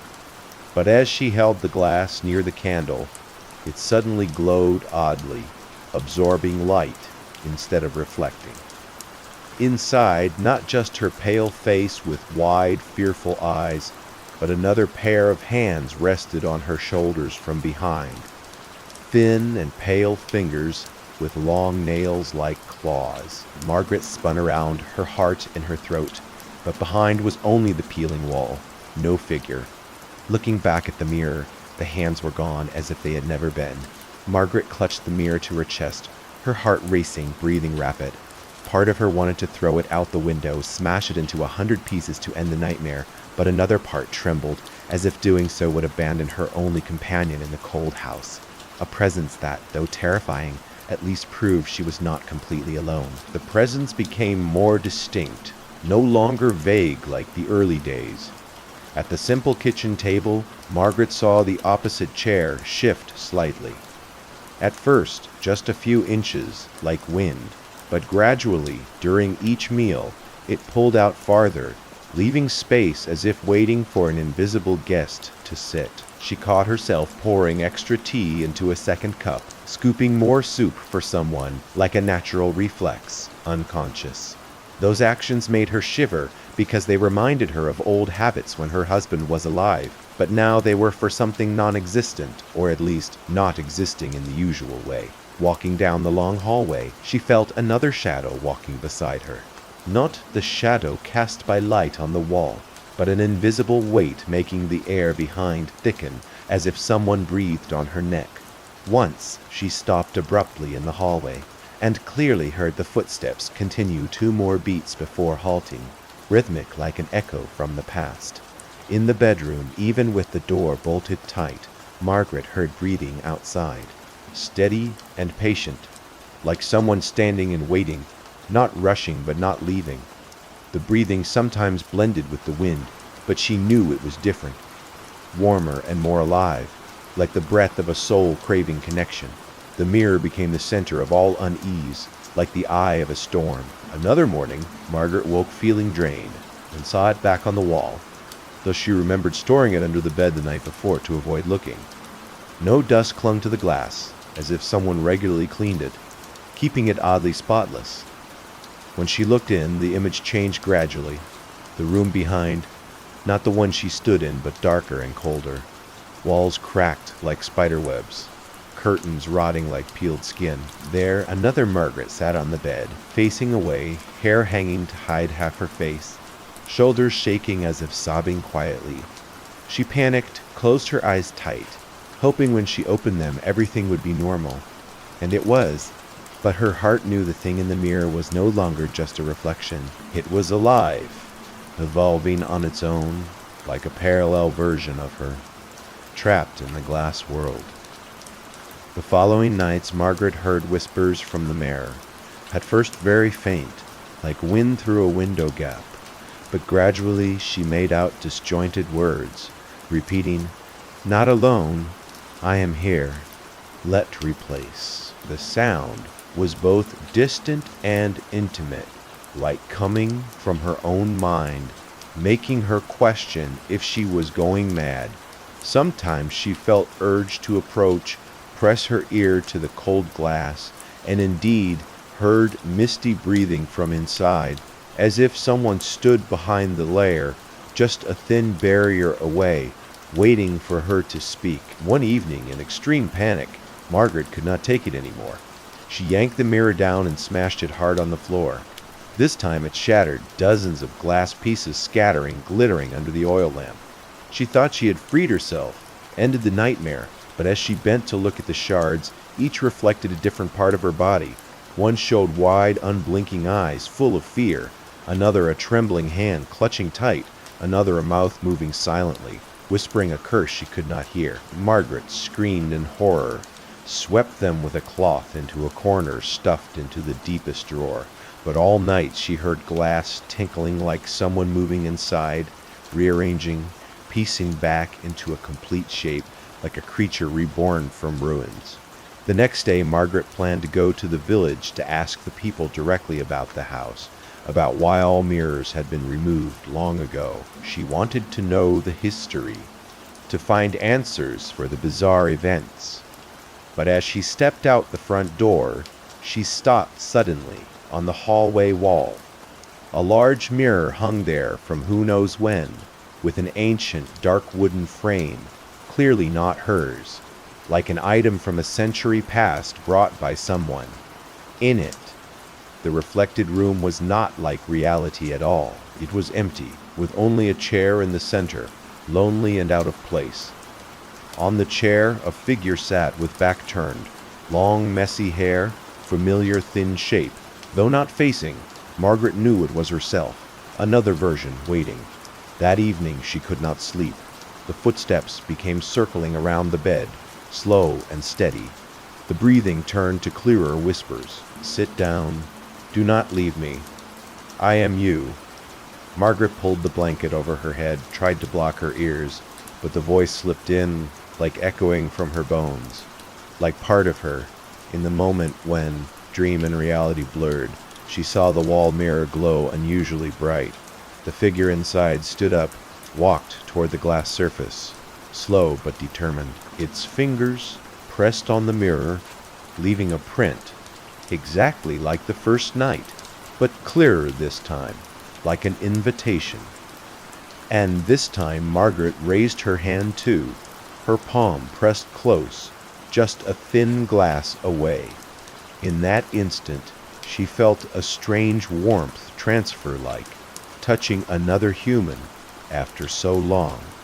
Warm, but also cold, like death's breath. Fear was overpowered by the longing to be acknowledged, to have a companion in her long loneliness. When she pulled her hand back, the glass fogged again, but a faint smile lingered in the reflection. Not hers, but the figure's, a smile full of promise and danger. For in that day, Margaret no longer tried to discard the mirror. She left it hanging on the wall, and every night sat facing it, talking to the shadow inside. The voice from behind the glass whispered still, sometimes gentle like a mother's lullaby, sometimes urgent like a dying plea. She told about her husband, her children, the built-up pains, and the figure listened, sometimes nodding, sometimes whispering back its own stories, tales of eternal loneliness, of being trapped in mirrors waiting for a kindred soul to replace. She knew she was losing her sanity, that the house was swallowing her bit by bit. But she also knew if she left, returned to the empty city apartment, she would fall into real lonely abyss. At least in this house, someone wanted to stay with her forever, whether illusion, curse, or herself from another world. The events spread further. Not just the large mirror, but every reflective surface, from silver spoons to fogged windows, began distorting. Margaret saw herself in them, but always with an extra shadow, always following, always waiting. She started, avoiding direct looks, but the obsession grew. One night, in a dream, she saw herself step into the mirror, merge with the figure, become one. When she woke, she was not sure what was real or illusion anymore. The village of Misty Ridge stayed silent. People avoided her questions.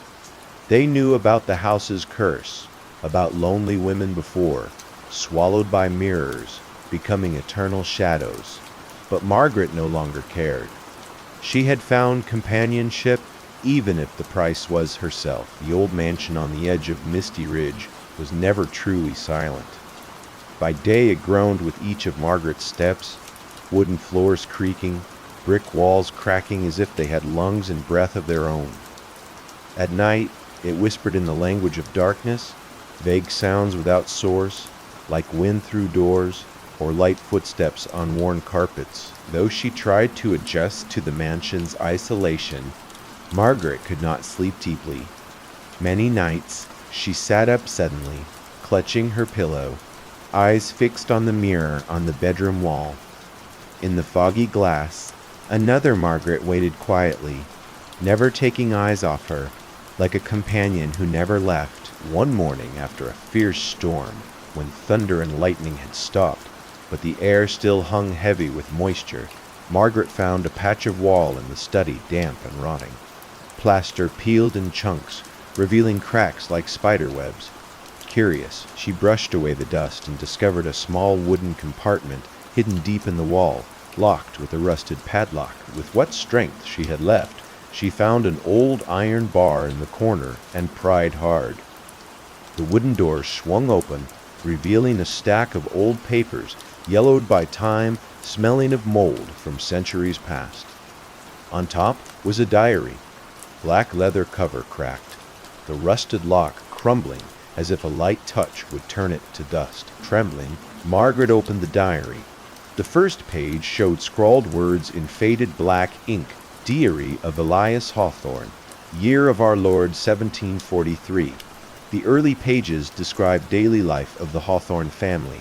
A noble line living in isolation on this remote land, they held lavish winter parties, nights of red wine by the fireplace, hunts in the foggy woods. Elias's tone started calm, even proud. But as she read on, Margaret sensed disorder creeping into each line. as if the writer's mind was slowly invaded by a nameless fear. One entry made her freeze, heart-pounding. It is not plague that thinned our family. It is this house, what ancestors called the loneliness affliction. The longer one lives here, the more their shadow splits off, becoming another being, a companion. At first, it stands outside doors, follows in darkness. But over months, it sits at meals, lies in bed, reflects in mirrors. It whispers, demands recognition. If you deny it, it gnaws your soul until nothing remains. If you acknowledge it takes your place, lives as you, while you fade into void. Margaret shuddered, her hand gripping the book, nails digging into the leather. She glanced at the wall mirror in the foggy glass. The figure sat silent, head bowed, as if it too had heard the horrifying secret. Its eyes seemed deeper, emptier, like an abyss waiting for her to fall in. She kept reading, though each word stabbed her mind. Elias's handwriting grew shakier, more frantic. We thought it a blessing, no more loneliness, always a companion, but one by one, members vanished. My uncle disappeared at night, leaving a soulless version at breakfast, eating as if real. My sister gazed in the mirror and walked with her image. Never returned my father.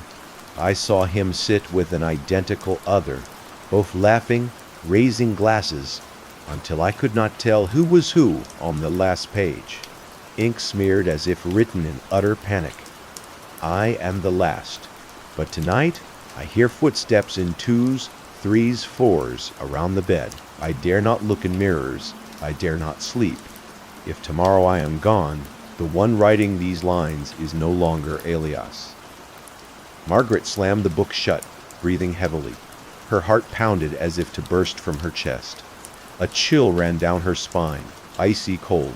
She wanted to run, leave the house immediately, go to the village, ask, beg for help, but her feet felt held by an invisible force. A terrifying thought echoed in her mind. If I leave, will that figure stay here waiting, or follow me, cling to me for life? The next day, Margaret decided to explore more documents in the wall compartment, hoping for clues to escape the nightmare. Below Elias's diary were scattered scraps, unfinished letters, loose notes, and an old Bible with passages crossed out in red ink, as if someone tried to erase prayers. One letter, in childish handwriting, made her hands shake. Dear Mother, I cannot bear it anymore. In my room, someone always sits on the chair, even when I turn away. It says nothing, but when I sleep, I hear it whisper my name. Father says not to look in mirrors, but mirrors show it clearest. Mother, if one day I am silent, if another me walks the house, please do not accept it as me. Margaret felt tears roll down her cheeks. The letter reminded her of days in the city apartment, when she wrote notes to herself, hoping to feel less alone when rereading. The child's ancient fear matched her own emptiness, a profound loneliness impossible to share. That night, Margaret placed Elias's diary on her bedside table, as if to confront the house's secret directly. The figure in the mirror changed noticeably. It no longer sat motionless, head down. When Margaret held the candle, the other held an identical one, light flickering in sync. When she turned a page, it turned in an imaginary book, movements like a ghostly dance, but the biggest difference was the eyes. When Margaret glanced, the figure looked up and smiled. The smile was too familiar, the rare one Margaret once gave in distant, happy moments. A smile she had almost forgotten. Whispers came from the mirror, clearer than ever. You know the secret now. They all accepted us in the end. Your turn. Margaret collapsed to the floor, clutching the diary, body shaking as if drained of life. In panic, she understood why the Hawthorne family vanished. Not plague, not war, but each yielded to their companion self. Born from heart's emptiness, from unbearable loneliness. She recalled the first days in the house, footsteps gliding in hallways, invisible breath outside doors.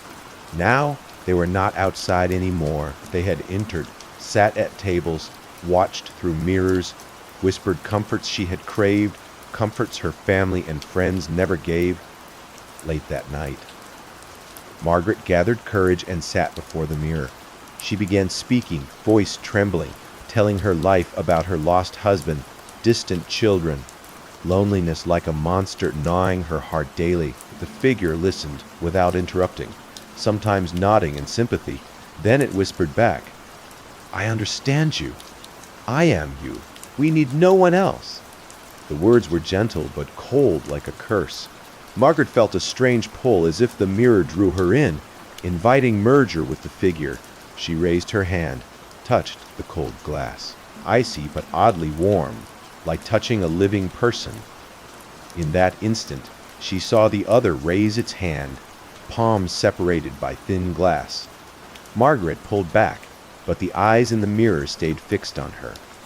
The figure's smile grew clearer, more like her, but also stranger, like a perfect version, confident, unbound by real world's pain. In the days after events became routine, the opposite chair at the table always pulled out, inviting an invisible guest. Footsteps no longer just in hallways, but circled the bedroom, sometimes close to the bed. One time, Margaret woke at night and saw the figure standing, not sitting, right at the glass, as if one step could cross the boundary. She began avoiding mirrors, but every reflective surface in the house, from silver spoons to misty windows, distorted. They no longer reflected her normally, but always with the figure behind, always smiling. One night, in despair, Margaret wrote in her own notebook, handwriting shaky, "I do not know how long I can resist, but I know I crave that voice more each day. It comforts me, listens to me, something I never had in life. If one day I vanish, perhaps I chose to leave this world to my own self. Perhaps it is not an end, but a gentle replacement." As she set the pen down, she heard paper rustling in the mirror. The figure was writing too, strokes clear and quick, as if recording their story. Margaret dared not look closely, dared not read what it wrote. That night, as the candle flickered out, darkness enveloped the room. In the quiet, two whispers sounded together, one in Margaret's head, one from the mirror. "We are not lonely anymore." Margaret closed her eyes, unsure if she was still herself or part of the house, the curse. But deep inside, she felt a strange peace, as if she had finally found where she belonged, on this side or the other of the glass. That evening's dinner, Margaret sat alone at the long wooden table in the dim dining room. The oil lamp flickered on the table, casting yellow light on the stained surface, like puddles after rain. She had grown used to eating in silence, no lively talk, only the scrape of knife and fork on old porcelain plates. But tonight, as she lifted a spoon of hot pumpkin soup to her mouth, she froze. Across from her, on the empty chair, the white napkin sagged oddly, as if someone had just sat down, an unseen weight pressing the fabric. Margaret exhaled sharply, her hand gripping the spoon until it shook, nails digging into her palm, her eyes locked on the space ahead, completely empty. And then the silver spoon in her hand vibrated slightly, a gentle but clear tremor. At the same time, the other spoon, identical silver, on the opposite plate vibrated in rhythm, as if held up by someone. In that moment, Margaret thought she had gone mad. But the light clinking sounded, clear and steady, clink, clink, as if an invisible hand scooped soup across from her, matching her every move. Steam rose from the bowl, mixing with the house's familiar damp smell, but now carrying a foreign breath. Margaret stood up, her chair falling back with a dry thud. Her breathing came fast, chest heaving as if to burst. She waited, hoping or fearing a shape would appear from shadows. But beyond the cold emptiness, nothing. Only the pumpkin soup's warm scent and whined through window cracks, bringing fog from the hills. The next night, on the long carpeted hallway, Margaret carried a candle to the bedroom. Her feet touched the carpet with soft whispers, but after each of her steps she heard another, quiet and light, parallel like an echo from another realm. She stopped suddenly, heart thumping. The sound stopped too, she continued. It continued rhythmic, like an unseen walking partner. The candle in her hand trembled, flame dancing, casting jumping shadows on walls in the thick darkness. She felt it clearly, someone walking beside, same pace, same breath. But when she turned, the space was empty, no shadows stirring, only wind howling outside windows, like the house's soft laughter. Many days passed, and these events no longer came sporadically, but regularly, more intimate. One rainy afternoon, as Margaret opened the study door, she froze like ice. Before her, on the old leather armchair by the window, a shape sat reading a book. Slender fingers turned pages, the rustling sound steady and real. She blinked, rubbed her eyes, and when she looked again, the chair was empty. The book closed on the wooden table. No trace. Margaret slumped into the chair, hands covering her face, tears streaming down her cheeks. Her heart raced both in extreme fear and aching emptiness. For so many days she had tried logical reasons. Old house, dampness, echoes, hallucinations from prolonged loneliness. But they no longer convinced. Reality was too clear. Someone lived with her in the mansion, an invisible presence growing closer and strangely. The fear was no longer sharp like early days. It softened, mixed with something like warmth, a comfort from the past. In late nights, as Margaret sat by the flickering fireplace, she heard wood cracking and a faint breath nearby. At first, she trembled, straining to hear for proof of imagination. But gradually, she realized that breath made the room less empty, less lonely. The cold in her heart gave way to a vague presence, like an invisible friend quietly accompanying. One night, Margaret smiled faintly when she heard the opposite chair shift slightly, wood scraping floor, fabric rustling softly. She whispered, almost unconsciously, voice trembling, "If you want to sit, then sit." No direct reply, but the candle flame wavered strongly, as if someone passed by, bringing cold air.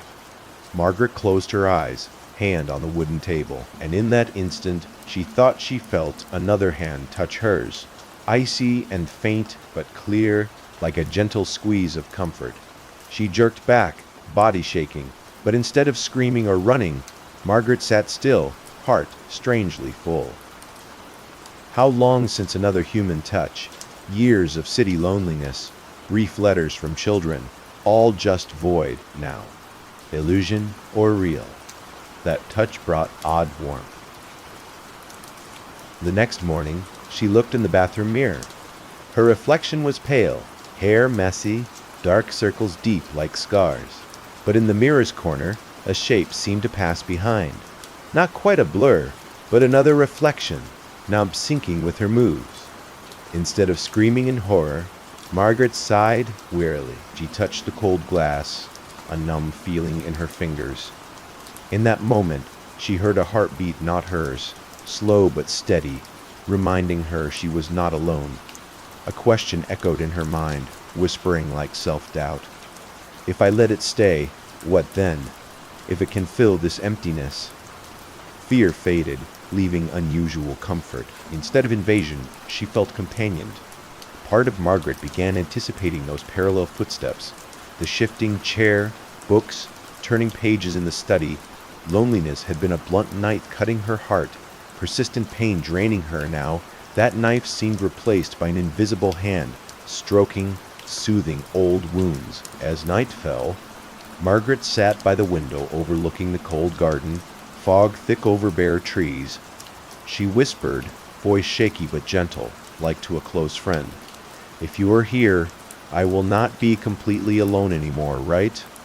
No direct answer, but cold spread around her shoulders like a hazy embrace, softly enveloping. And for the first time in long years, Margaret cried. Not from extreme fear, but from strange comfort in despair. As if the house gave her a companion, invisible and scary, but truly present. One morning, Margaret sat at the dressing table in the cold bedroom, silver comb loose in her hand. She looked in the mirror, eyes deeply shadowed, gray hair hanging like dry grass. Her body felt tired, exhausted, lacking energy even to brush strands. Her thin hand trembled, paused mid-air, as if that small motion was a burden. And then, in the mirror, the other Margaret appeared. That figure sat straight, hair smooth and shining like silk in dim light.